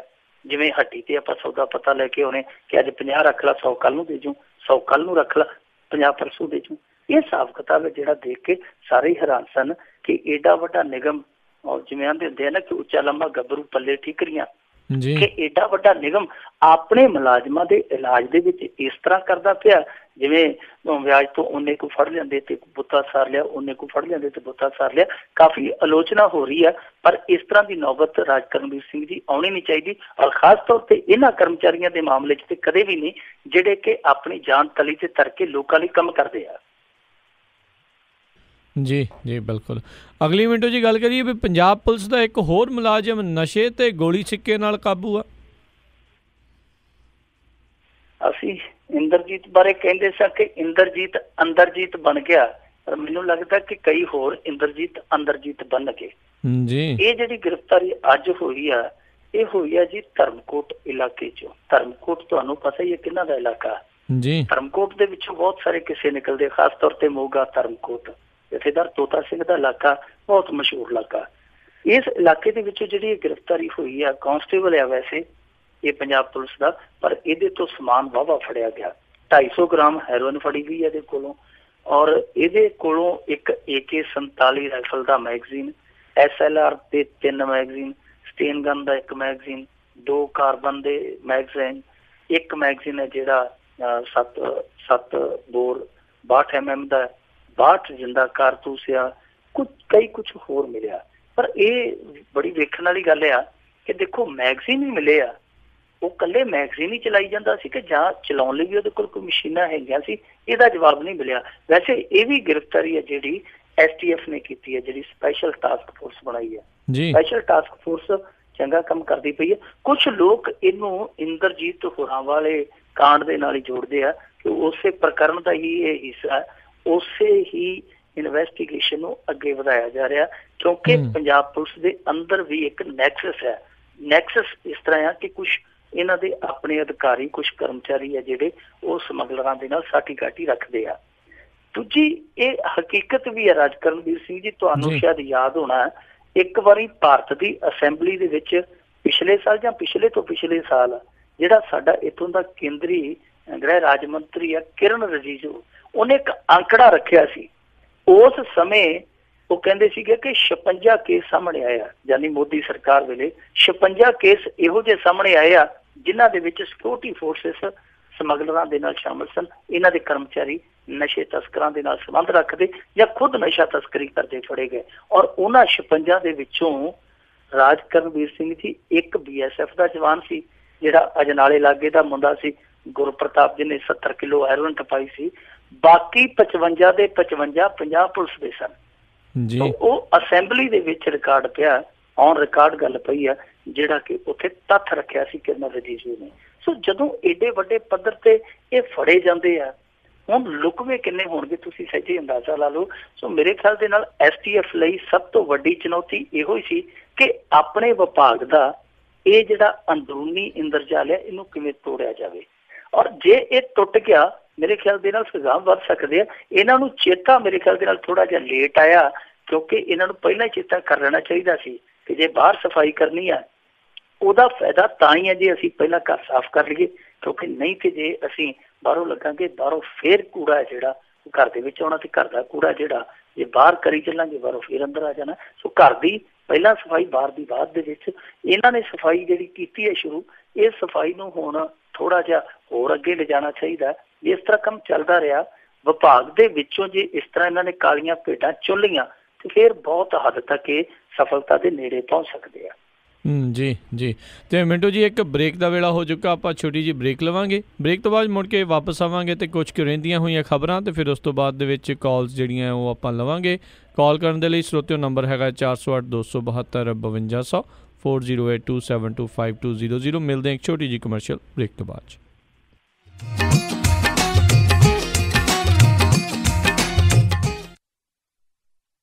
ਤੁਸੀਂ ਸੁਣ ਰਹੇ ਹੋ Punjabi radio USA 1300 AM KWRU Fresno, 1470 AM KIID Sacramento, and 1450 AM KOBO Yuba City। ਯਾਰ ਬਹੁਤ ਕਰ ਲਈ ਨੌਕਰੀ, ਹੁਣ ਕੋਈ ਆਪਣਾ ਬਿਜ਼ਨਸ ਸ਼ੁਰੂ ਕਰਨਾ ਹੈ। ਪੀਜ਼ਾ ਗਾਇਸ ਦਾ ਘਰ ਬਿਜ਼ਨਸ ਓਪਨ ਅੱਜਕੱਲ ਬਹੁਤ ਵਧੀਆ ਚੱਲ ਰਿਹਾ ਆ ਯਾਰ। ਇਹਦੇ 'ਚ ਤਾਂ ਬਹੁਤ ਡਾਲਰ ਲੱਗਣੇ ਆ। ਇਨੀਸ਼ੀਅਲ ਇਨਵੈਸਟਮੈਂਟ ਕਿਵੇਂ ਕਰਾਂਗੇ? ਉਹਦੀ ਤੂੰ ਫਿਕਰ ਨਾ ਕਰ, ਪੀਜ਼ਾ ਗਾਇਸ ਵਾਲੇ ਤੈਨੂੰ ਇਸ ਵਿੱਚ ਪੂਰੀ ਮਦਦ ਕਰਨਗੇ। ਲੋ ਕਾਸਟ ਫਰੈਂਚਾਈਜ਼ ਆ ਇਹਨਾਂ ਦੀ। ਕੈਲੀਫੋਰਨੀਆ, ਨਵਾਡਾ, ਔਰੇਗਨ ਦੇ ਵਿੱਚ 60 ਤੋਂ ਵੱਧ ਲੋਕੇਸ਼ਨਸ ਨੇ। ਬਹੁਤ ਵਧੀਆ ਬ੍ਰਾਂਡ ਨੇਮ ਆ। ਤੇਰੇ ਕੋਲ ਤਾਂ ਕਸਟਮਰ ਨਾਮ ਸੁਣ ਕੇ ਹੀ ਆ ਜਾਣਗੇ। 1986 ਤੋਂ ਫਰੈਸ਼ ਇੰਗਰੀਡੀਐਂਟ ਦੇ ਨਾਲ ਪੀਜ਼ਾ ਬਣਾਉਂਦੇ ਆ ਤੇ ਟੌਪ ਦੀ ਸਰਵਿਸ ਆ ਇਹਨਾਂ ਦੀ। ਇਹ ਇਸ ਸਮੇਂ San Francisco, Bay Area, Monterey County, Santa Clara County, Seattle, Tacoma ਇਲਾਕੇ ਦੇ ਵਿੱਚ ਆਪਣੀ ਫਰੈਂਚਾਈਜ਼ ਖੋਲਣ ਦੇ ਲਈ ਲੋਕੇਸ਼ਨ ਦੇਖ ਰਹੇ ਆ। ਤੂੰ ਅੱਜ ਹੀ ਵਿਜ਼ਿਟ ਕਰ pizzaguys.com/franchising। ਪੀਜ਼ਾ ਗਾਇਸ ਦੇ ਪਰਿਵਾਰ ਦਾ ਹਿੱਸਾ ਤੁਸੀਂ ਵੀ ਬਣ ਸਕਦੇ ਹੋ। ਘੱਟ ਕੀਮਤ ਤੇ ਪੀਜ਼ਾ ਸ਼ਾਪ, ਪੂਰੇ ਵਧੀਆ ਪ੍ਰੋਡਕਟਸ ਅਤੇ ਇਹ ਲੇਬਰ ਸੇਵਿੰਗ ਟੈਕਨੋਲੋਜੀ ਦੇ ਵਿੱਚ ਵੀ ਮਾਹਿਰ ਨੇ। ਇਹਨਾਂ ਦੀ ਫਰੈਂਚਾਈਜ਼ ਲੈਣ ਦੇ ਲਈ ਕਿਸੇ ਵੀ ਤਰੀਕੇ ਦੀ ਜਾਣਕਾਰੀ ਲਈ ਵਿਜ਼ਿਟ ਕਰੋ pizzaguys.com/franchising। ਉਹ ਕਿੱਦਾਂ ਵੀ ਨਿੰਮਿਆ, ਕੀ ਹਾਲ ਆ ਤੇਰਾ? ਮੈਂ ਤਾਂ ਵਧੀਆ ਆ, ਟਰੱਕ ਹੀ ਖਰਾਬ ਹੋਇਆ ਪਿਆ ਆ। ਐਲਗਰੋਵ ਏਰੀਆ ਤੁਰਿਆ ਫਿਰਦਾ ਆ, ਮੋਟਰ ਭਾਲਦਾ ਆ। ਤੈਨੂੰ ਮੈਂ ਐਡਰੈਸ ਦਿੰਦਾ, ਲੈ ਐਡਰੈਸ ਨੋਟ ਕਰ। ਦੱਸੋ ਫਿਰ ਜਰਾ। 9875 ਡਾਇਨੋ ਡਰਾਈਵ, ਐਲਗਰੋਵ। ਬਈ ਮੋਟਰ ਦਾ ਨਾਂ ਕੀ ਆ? ਓਏ ਮੋਟਲ ਨਹੀਂ ਹੈਗਾ, ਇਹ ਹੈਗਾ address US truck and trailer repair ਵਾਲਿਆਂ ਦਾ। ਬੀਬਾ ਪੁੱਤ ਬਣ ਕੇ ਆਪਣਾ ਟਰੱਕ ਠੀਕ ਕਰਾ ਤੇ ਸ਼ਾਮੀ ਟਾਈਮ ਸਿਰ ਘਰੇ ਜਾ, ਭਰਜਾਈ ਉਡੀਕਦੀ ਹੁੰਦੀ ਹੈ। US truck and trailer repair, ਜਿਨ੍ਹਾਂ ਕੋਲੋਂ ਤੁਸੀਂ engine work, transmission, rear and clutch, oil change ਜਾਂ ਬ੍ਰੇਕ ਸਰਵਿਸ ਵਰਗਾ ਕੋਈ ਵੀ ਕੰਮ ਕਰਾ ਸਕਦੇ ਹੋ। ਇਹ ਹਰ ਤਰੀਕੇ ਦੇ ਟਰੱਕ ਅਤੇ ਟ੍ਰੇਲਰਾਂ ਦੀਆਂ ਅਲਾਈਨਮੈਂਟ ਅਤੇ ਮੁਰੰਮਤ ਕਰਦੇ ਨੇ ਤੇ ਤੁਸੀਂ ਇਹਨਾਂ ਤੋਂ ਆਪਣੇ ਟਰੱਕਾਂ ਲਈ ਪੁਰਾਣੇ ਅਤੇ ਨਵੇਂ ਟਾਇਰ ਬਹੁਤ ਹੀ ਵਾਜਿਬ ਦਾਮਾਂ ਤੇ ਵੀ ਖਰੀਦ ਸਕਦੇ ਹੋ। ਇਹ ਹਫਤੇ ਦੇ 7 ਦਿਨ ਸਵੇਰੇ 8 ਤੋਂ ਲੈ ਕੇ 6 ਵਜੇ ਤੱਕ ਖੁੱਲੇ ਰਹਿੰਦੇ ਨੇ। ਹੋਰ ਜਾਣਕਾਰੀ ਲਈ ਆਪ ਜੀ ਕਾਲ ਕਰੋ 916 686 2664 916 6862664 ਤੇ ਇਹਨਾਂ ਦਾ ਐਡਰੈਸ ਹੈ 9875 ਡੀਨੋ ਡਰਾਈਵ, ਐਲਗਰੋਵ, ਕੈਲੀਫੋਰਨੀਆ।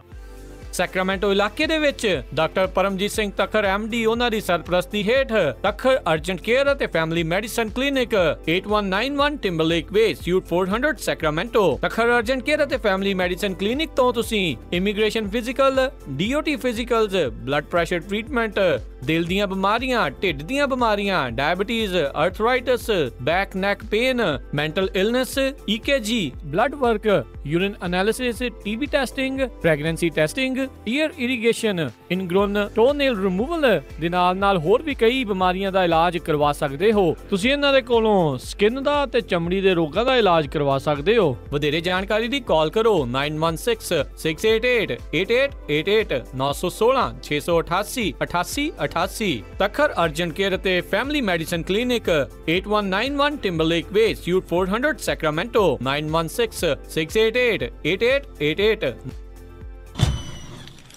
ਉਹ ਕਿੱਥੇ ਰਹਿ ਗਏ ਸੀ ਤੁਸੀਂ? ਮੈਂ ਕਾਦਾ ਉਡੀਕੀ ਜਾਣਾ ਤੁਹਾਨੂੰ। ਆ ਲਓ ਸਾਰਾ ਸਮਾਨ। ਇਹ ਇੰਨਾ ਸਾਰਾ ਸਮਾਨ? ਹੋਰ ਕੀ, ਹੁਣ ਮੈਂ ਸਾਰੀਆਂ ਕੁੜਤੀਆਂ ਵੀ ਲੈ ਆਈਆਂ, ਤੁਹਾਡੀਆਂ ਪੱਗਾਂ ਵੀ ਆ ਗਈਆਂ, ਮੁੰਡੇ ਦੀ ਸ਼ੇਰਵਾਨੀ ਵੀ ਲੈ ਆਈਆਂ ਤੇ ਰੁਮਾਲਾ ਸਾਹਿਬ ਵੀ ਲੈ ਆਈਆਂ। ਤੇ ਨਾਲੇ ਮੈਂ ਇੱਕ ਸਲਾਹ ਕਰਨੀ ਸੀ ਤੁਹਾਡੇ ਨਾਲ। ਹੁਣ ਆਪਣਾ 골ਡ ਖਰੀਦਣ ਵਾਲਾ ਹੀ ਰਹਿ ਗਿਆ ਤੇ ਕੱਲ ਤੁਸੀਂ ਮੇਰੇ ਨਾਲ ਚੱਲਿਓ। ਕਿੱਥੋਂ ਲੈਣਾ ਉਹ? ਬੱਗਾ ਪੈਲੇਸ ਤੋਂ ਹੀ। ਉਹਨਾਂ ਕੋਲ ਬਹੁਤ ਵਧੀਆ ਵੈਰਾਈਟੀ ਹੈ। ਅੱਛਾ। ਹਾਂ, ਆਪਾਂ ਉੱਥੋਂ ਸੋਨਾ ਵੀ ਖਰੀਦ ਸਕਦੇ ਆ ਤੇ ਨਾਲੇ ਜੇ ਕੱਲ ਨੂੰ ਲੋੜ ਪੈ ਜੇ ਤਾਂ ਸੋਨੇ ਦੇ ਬਦਲੇ ਕੈਸ਼ ਵੀ ਲੈ ਸਕਦੇ ਆ। ਲਿਆ ਤਾਂ ਬਹੁਤ ਵਧੀਆ, ਮੈਂ ਤਾਂ ਜਾਣਾ ਹੀ ਸੀ ਉਹਨਾਂ ਵੱਲੋਂ ਡੈਕੋਰੇਸ਼ਨ ਦਾ ਸਮਾਨ ਲੈਣ। ਬੱਗਾ ਪੈਲੇਸ, ਤੁਹਾਡੀਆਂ ਬਹੁਤ ਸਾਰੀਆਂ ਲੋੜਾਂ ਲਈ ਇੱਕੋ ਥਾਂ। ਵਿਆਹ ਦੇ ਲਈ ਡੋਲੀ, ਮੰਡਪ, ਜਾਗੋ ਨਾਈਟ ਤੇ ਮਹਿੰਦੀ ਨਾਈਟ ਦਾ ਸਮਾਨ ਤੇ ਘੱਗਰੇ ਵੀ ਰੈਂਟ ਤੇ ਬੱਗਾ ਪੈਲੇਸ ਤੋਂ ਲੈ ਸਕਦੇ ਹੋ। Bagga palace 6618 Florin Road, Sacramento. ਹੋਰ ਜਾਣਕਾਰੀ ਲਈ ਰੋਹਿਤ ਜੀ ਨੂੰ ਕਾਲ ਕਰੋ 9163931872 916 393 1872।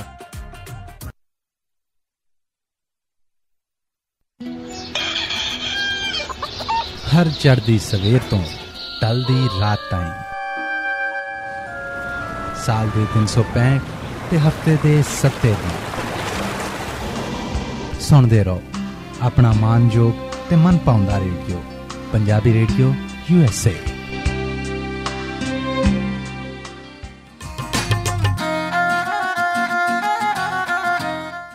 ਪੰਜਾਬੀ ਰੇਡੀਓ USA ਸੁਣ ਰਹੇ ਸਾਰੇ ਹੀ ਸਰੋਤਿਆਂ ਨੂੰ ਇੱਕ ਵਾਰੀ ਫਿਰ ਨਿੱਘੀ ਜੀ ਆਇਆਂ ਨੂੰ। ਸਭ ਦਾ ਸਵਾਗਤ ਹੈ। ਸਰੋਤਿਓ, ਪ੍ਰੋਗਰਾਮ ਚੱਲ ਰਿਹਾ ਜੀ ਖਬਰ ਤੇ ਨਜ਼ਰ ਦੇ ਨਾਲ ਅੱਜ ਦੀ ਸਵੇਰ ਜਿਹੜਾ ਪ੍ਰੋਗਰਾਮ ਮਿੰਟੂ ਗੁਰੂਸਰੀਆ ਜੀ ਦੇ ਨਾਲ ਆਪਾਂ ਜੁੜੇ ਹੋਏ ਹਾਂ। ਮਿੰਟੂ ਜੀ, ਜੀ ਆਇਆਂ ਨੂੰ, ਸਵਾਗਤ ਹੈ ਜੀ ਇੱਕ ਵਾਰੀ ਫਿਰ।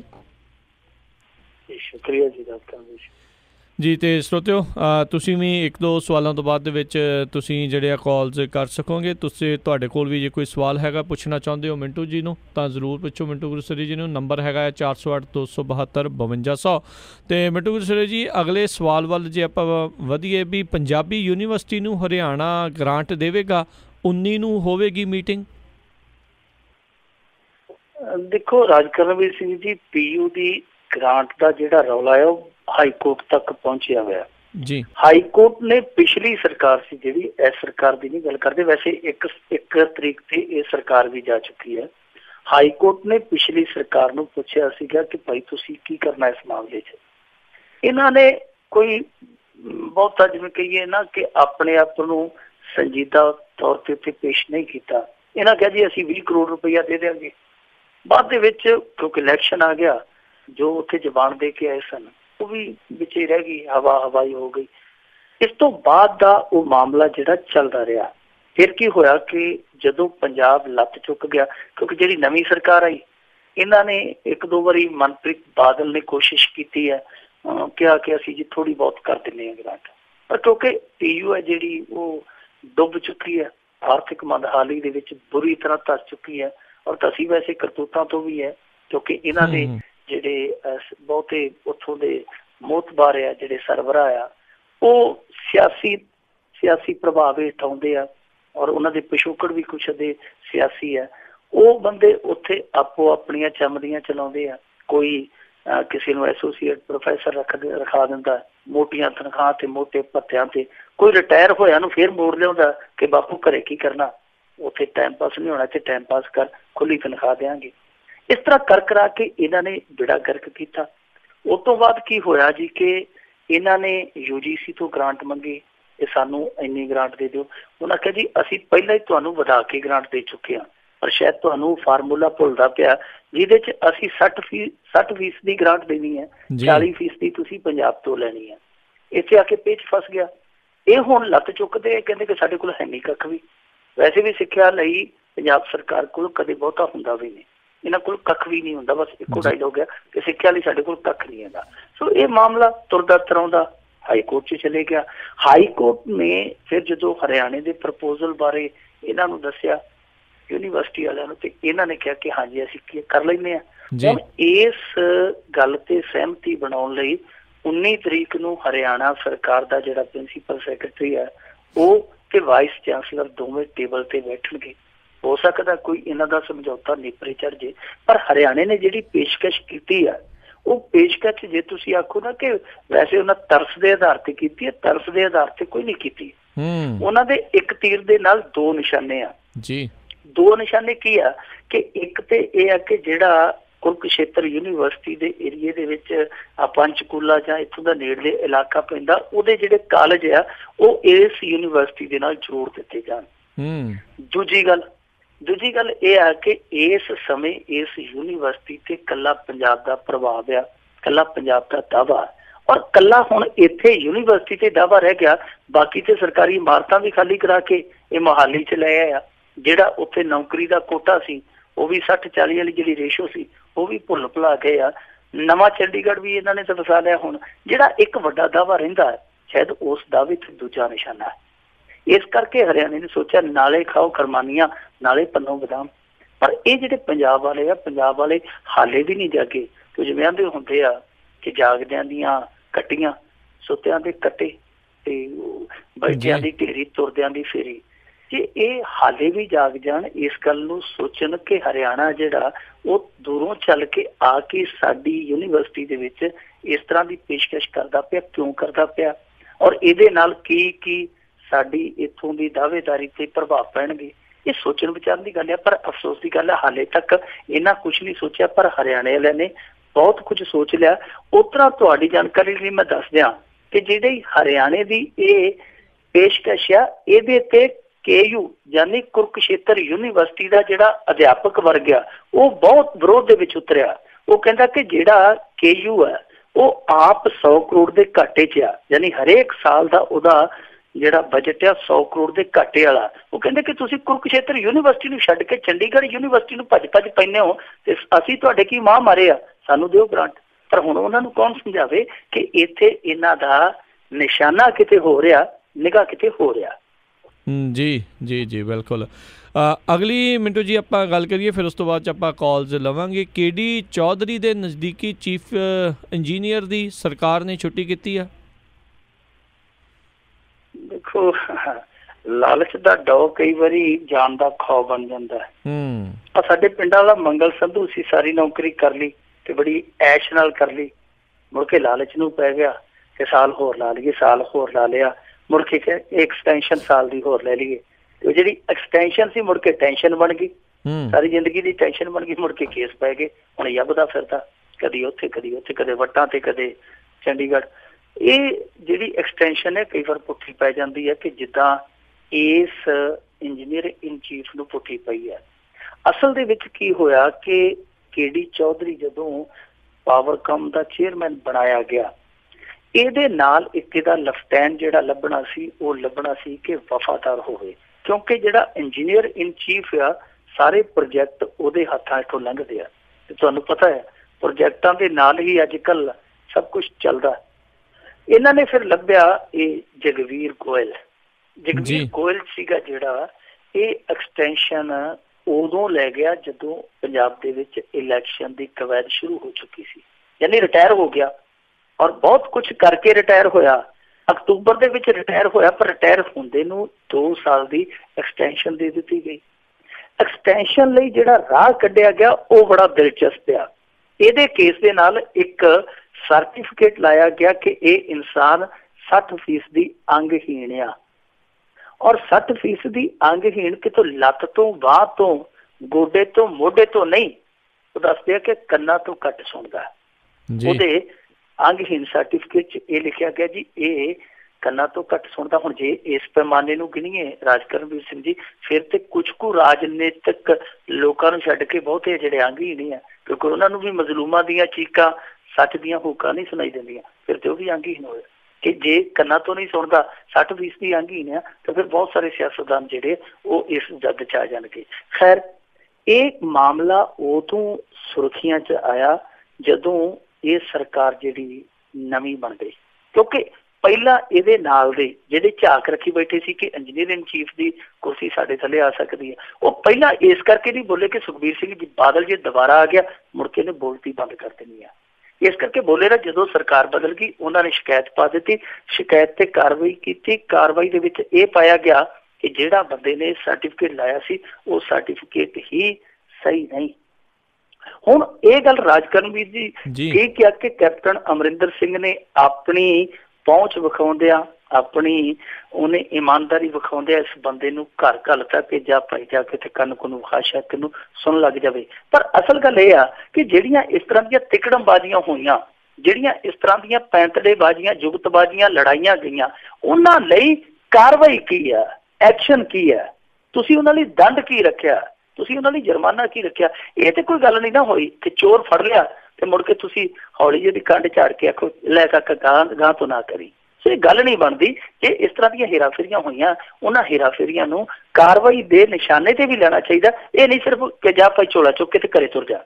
ਜੀ ਜੀ ਜੀ ਅਤੇ ਮਿੰਟੂ ਜੀ ਬਹੁਤ ਬਹੁਤ ਤੁਹਾਡਾ ਥੈਂਕ ਯੂ ਵੀ ਕਰਦੇ ਹਾਂ, ਤੁਸੀਂ ਇਹਨਾਂ ਖਬਰਾਂ ਬਾਰੇ ਦੱਸਿਆ। ਅਤੇ ਹੁਣ ਸਰੋਤਿਓ ਆਪਾਂ ਕਾਲਸ ਲਵਾਂਗੇ। ਕਾਲ ਕਰਨ ਦੇ ਲਈ ਨੰਬਰ ਹੈਗਾ 408 272 5200। ਅਤੇ ਨਾਲ ਹੀ ਆਪਣੇ ਸਰੋਤਿਆਂ ਨੂੰ ਦੱਸ ਜੇ ਵੀ ਅੱਜ ਮਿੰਟੂ ਜੀ ਦੇ ਪ੍ਰੋਗਰਾਮ ਦੇ ਵਿੱਚੋਂ ਅਸੀਂ 15-20 ਮਿੰਟ ਜਿਹੜੇ ਆ ਜੀ ਉਹ ਲੈਣੇ ਆ, 15 ਮਿੰਟ, ਕਿਉਂਕਿ ਆਈਸ ਦੇ ਨਾਲ ਸੰਬੰਧਿਤ ਬਹੁਤ ਜ਼ਿਆਦੀਆਂ ਖਬਰਾਂ ਜਿਹੜੀਆਂ ਆ ਰਹੀਆਂ। ਉਹਨਾਂ ਦੇ ਚੀਫ ਨੇ ਵੀ ਇੱਕ ਬੜਾ ਅਹਿਮ ਬਿਆਨ ਜਿਹੜਾ ਇੱਥੇ ਦੇ ਜਿਹੜੇ ਇਮੀਗ੍ਰੈਂਟਸ ਆ ਉਸ ਨੂੰ ਲੈ ਕੇ, ਜਾਂ ਅਨਡਾਕੂਮੈਂਟਡ ਇਮੀਗ੍ਰੈਂਟਸ ਆ ਉਹਨਾਂ ਨੂੰ ਲੈ ਕੇ ਜਿਹੜਾ ਉਹ ਦਿੱਤਾ ਆ।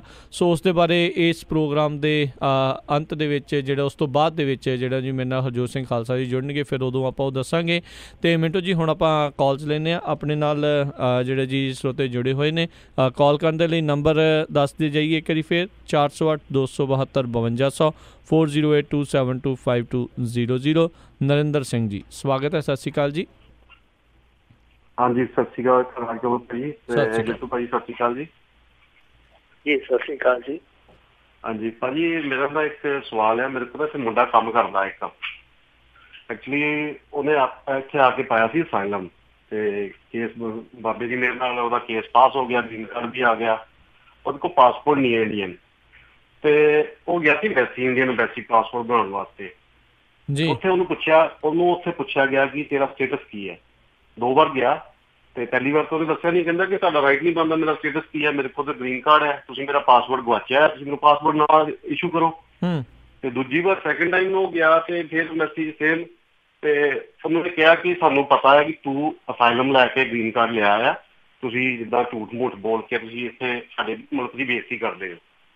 ਫਿਰ ਬਾਹਰ ਆਇਆ ਤੇ ਬਾਹਰ ਨਾਲ ਹੀ ਇੱਕ ਬੰਦਾ ਉਹਨਾਂ ਦੇ ਸਟਾਫ 'ਚ ਵੀ ਆ ਗਿਆ, ਤੇ ਉਹਨੇ ਬੰਦੇ ਨੂੰ ਕਾਰਡ ਦਿੱਤਾ ਮੁੰਡੇ ਨੂੰ ਮੇਰੇ ਨੂੰ ਕਿ ਇਸ ਬੰਦੇ ਨਾਲ ਕੰਟੈਕਟ ਕਰ ਲਾ। ਉਹਨੇ ਕੰਟੈਕਟ ਕੀਤਾ, ਮੈਂ ਹੀ ਕੀਤਾ ਉਹਦੇ ਨਾਲ ਕੰਟੈਕਟ, ਤੇ ਉਹ ਪੈਸੇ ਬਹੁਤ ਮੰਗਦਾ ਤੇ ਕਿ ਮੈਂ ਤੁਹਾਡਾ ਪਾਸਪੋਰਟ ਬਣਵਾ ਦੇਵਾਂਗਾ।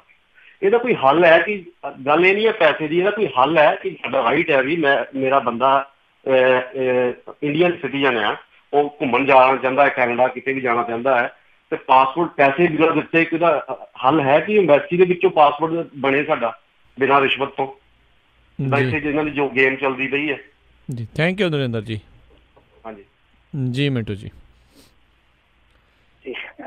ਮਾਫ ਕਰਨਾ, ਮੈਂ ਤੁਹਾਨੂੰ ਇਹਦੇ ਬਾਰੇ ਕੋਈ ਬਹੁਤਾ ਰਾਹ ਨਹੀਂ ਪਾ ਸਕਦਾ ਕਿਉਂਕਿ ਮੈਨੂੰ ਇਸ ਤਰ੍ਹਾਂ ਦੇ ਵਿਦੇਸ਼ੀ ਮਾਮਲਿਆਂ ਦੀ ਜਾਣਕਾਰੀ ਨਹੀਂ ਹੈ ਜੀ। ਤੁਸੀਂ ਇਸ ਤਰ੍ਹਾਂ ਕਰੋ, ਜੇ ਕਿਸੇ ਇੱਧਰਲੇ ਬੰਦੇ ਦਾ ਕੋਈ ਜਿਹੜਾ ਇਹਨਾਂ ਮਾਮਲਿਆਂ ਨਾਲ ਜੁੜਿਆ, ਖਾਸ ਤੌਰ ਤੇ ਵਿਦੇਸ਼ੀ ਮਾਮਲਿਆਂ ਦਾ, ਜਾਂ ਇੱਧਰ ਤੁਹਾਡੇ ਜਾਂ ਇੱਧਰ ਪੰਜਾਬ ਦੇ ਵਿੱਚ ਕੋਈ ਜੁੜਿਆ, ਕਿਸੇ ਚੰਗੇ ਬੰਦੇ ਦੀ ਸਲਾਹ ਲਓ ਕਿ ਇਸ ਸੂਰਤ ਦੇ ਵਿੱਚ ਕੀ ਕੀਤਾ ਜਾ ਸਕਦਾ। ਮੈਂ ਫੇਰ ਇੱਕ ਵਾਰੀ ਮਾਫੀ ਮੰਗ ਲਵਾਂ ਕਿ ਜਿਹੜੀ ਚੀਜ਼ ਦਾ ਮੈਨੂੰ ਪਤਾ ਨਹੀਂ ਮੈਂ ਉਸ ਚੀਜ਼ ਨੂੰ ਹੱਥ ਪਾਵਾਂ, ਇਹ ਮੈਨੂੰ ਮੇਰੇ ਆਪਣਾ ਸਰਦਾਰੀ ਇਜਾਜ਼ਤ ਨਹੀਂ ਦਿੰਦਾ, ਸੋ ਮਾਫ ਕਰਨਾ। ਜੀ ਜੀ ਕੋਈ ਗੱਲ ਨਹੀਂ ਮਿੰਟੂ ਜੀ, ਤੇ ਜ਼ਰੂਰ ਆਪਾਂ ਵੀ ਉਹਨਾਂ ਨੂੰ ਸਲਾਹ ਦੇਵਾਂਗੇ ਵੀ ਇੱਥੇ ਦੇ ਬਹੁਤ ਸਾਰੇ ਵਕੀਲ ਨੇ, ਹੋਰ ਕਈ ਜਾਣੇ ਨੇ ਇੱਥੇ, ਤੁਸੀਂ ਉਹਨਾਂ ਦੇ ਨਾਲ ਜਿਹੜਾ ਸੰਪਰਕ ਕਰੋ, ਔਨਲਾਈਨ ਪੁੱਛੋ ਜਾਂ ਕਿਸੇ ਹੋਰ ਦੇ ਨਾਲ ਇੱਦਾਂ ਹੋਇਆ ਆ ਉਹਨਾਂ ਤੋਂ ਪਤਾ ਕਰਨ ਦੀ ਕੋਸ਼ਿਸ਼ ਕਰੋ, ਅਤੇ ਉਹੀ ਜਿਹੜੇ ਤੁਹਾਨੂੰ ਜਿਹੜੀ ਸਹੀ ਸਲਾਹ ਕੋਈ ਇਸ ਦੇ ਬਾਰੇ ਦੇ ਸਕਦੇ ਨੇ। ਅਤੇ ਮਿੰਟੂ ਜੀ ਅਗਲੀ ਆਪਾਂ ਗੱਲ ਕਰਦੇ ਹਾਂ, ਰਾਜ ਜੀ ਜੁੜੇ ਨੇ ਸਾਡੇ ਨਾਲ, ਸਵਾਗਤ ਹੈ, ਸਤਿ ਸ਼੍ਰੀ ਅਕਾਲ ਜੀ। ਹਾਂਜੀ ਸਤਿ ਸ਼੍ਰੀ ਅਕਾਲ ਜੀ। ਸਤਿ ਸ਼੍ਰੀ ਅਕਾਲ। ਹਾਂਜੀ ਹਾਂਜੀ ਮਿੰਟੂ ਜੀ, ਕੋਈ ਸਵਾਲ ਤਾਂ ਹੈ ਨਹੀਂ ਗਾ, ਪਰ ਇੱਕ ਜਿਵੇਂ ਕਹਿ ਦਈਏ ਵੀ ਮਨ ਦੇ ਵਿੱਚ ਇੱਕ ਗੱਲ ਆਈ ਆ, ਜਿਵੇਂ ਆਪਣੇ ਉਹ ਮੁੰਡੇ ਮਾਰੇ ਗਏ ਗੈਂਗਸਟਰ ਜਿਹੜੇ ਸਰਸੇ ਵਾਲੇ ਗਏ। ਹਾਂਜੀ, ਮੈਂ ਗੱਲ ਕਹਿੰਦਾ ਜੀ, ਇਹ ਨਸਲਕੁਸ਼ੀ ਤਾਂ ਸਦੀਆਂ ਤੋਂ ਚੱਲੀ ਆ ਰਹੀ ਹੈ ਤੇ ਇਕੱਲੀ ਸਿੱਖਾਂ ਦੀ ਨਹੀਂ, ਹਰ ਉਸ ਬੰਦੇ ਦੀ ਜਿਹੜਾ ਇਨਸਾਫ ਮੰਗਦਾ ਇਸ ਮੁਲਕ ਦੇ ਵਿੱਚ। ਪਰ ਜਿਹੜੀ ਆਪਾਂ ਦੇਖੀ ਅੱਖੀਆਂ ਆਪਣੀ ਜਨਰੇਸ਼ਨ ਨੇ 84 ਤੋਂ ਲੈ ਕੇ ਜਾਂ ਉਦੋਂ ਬਾਅਦ 90-95 ਤੱਕ, ਤੇ ਉਦੋਂ ਬਾਅਦ ਜਿਹੜੀ ਵੇਖੀ ਹੈ ਆਪਾਂ ਕਲਚਰ ਦੇ ਨਾਂ ਤੇ ਨਸਲਕੁਸ਼ੀ, ਫਿਰ ਡਰੱਗ ਦੇ ਨਾਂ ਤੇ ਨਸਲਕੁਸ਼ੀ, ਫਿਰ ਕਿਸਾਨ ਖੁਦਕਸ਼ੀਆਂ ਦੇ ਨਾਂ ਤੇ ਨਸਲਕੁਸ਼ੀ, ਤੇ ਇਹ ਜਿਹੜੀ ਗੈਂਗਵਾਰ ਜਿਹਨੂੰ ਕਹਿੰਦੇ ਇਹ ਵੀ ਇੱਕ ਨਸਲਕੁਸ਼ੀ ਨਹੀਂ ਜੀ।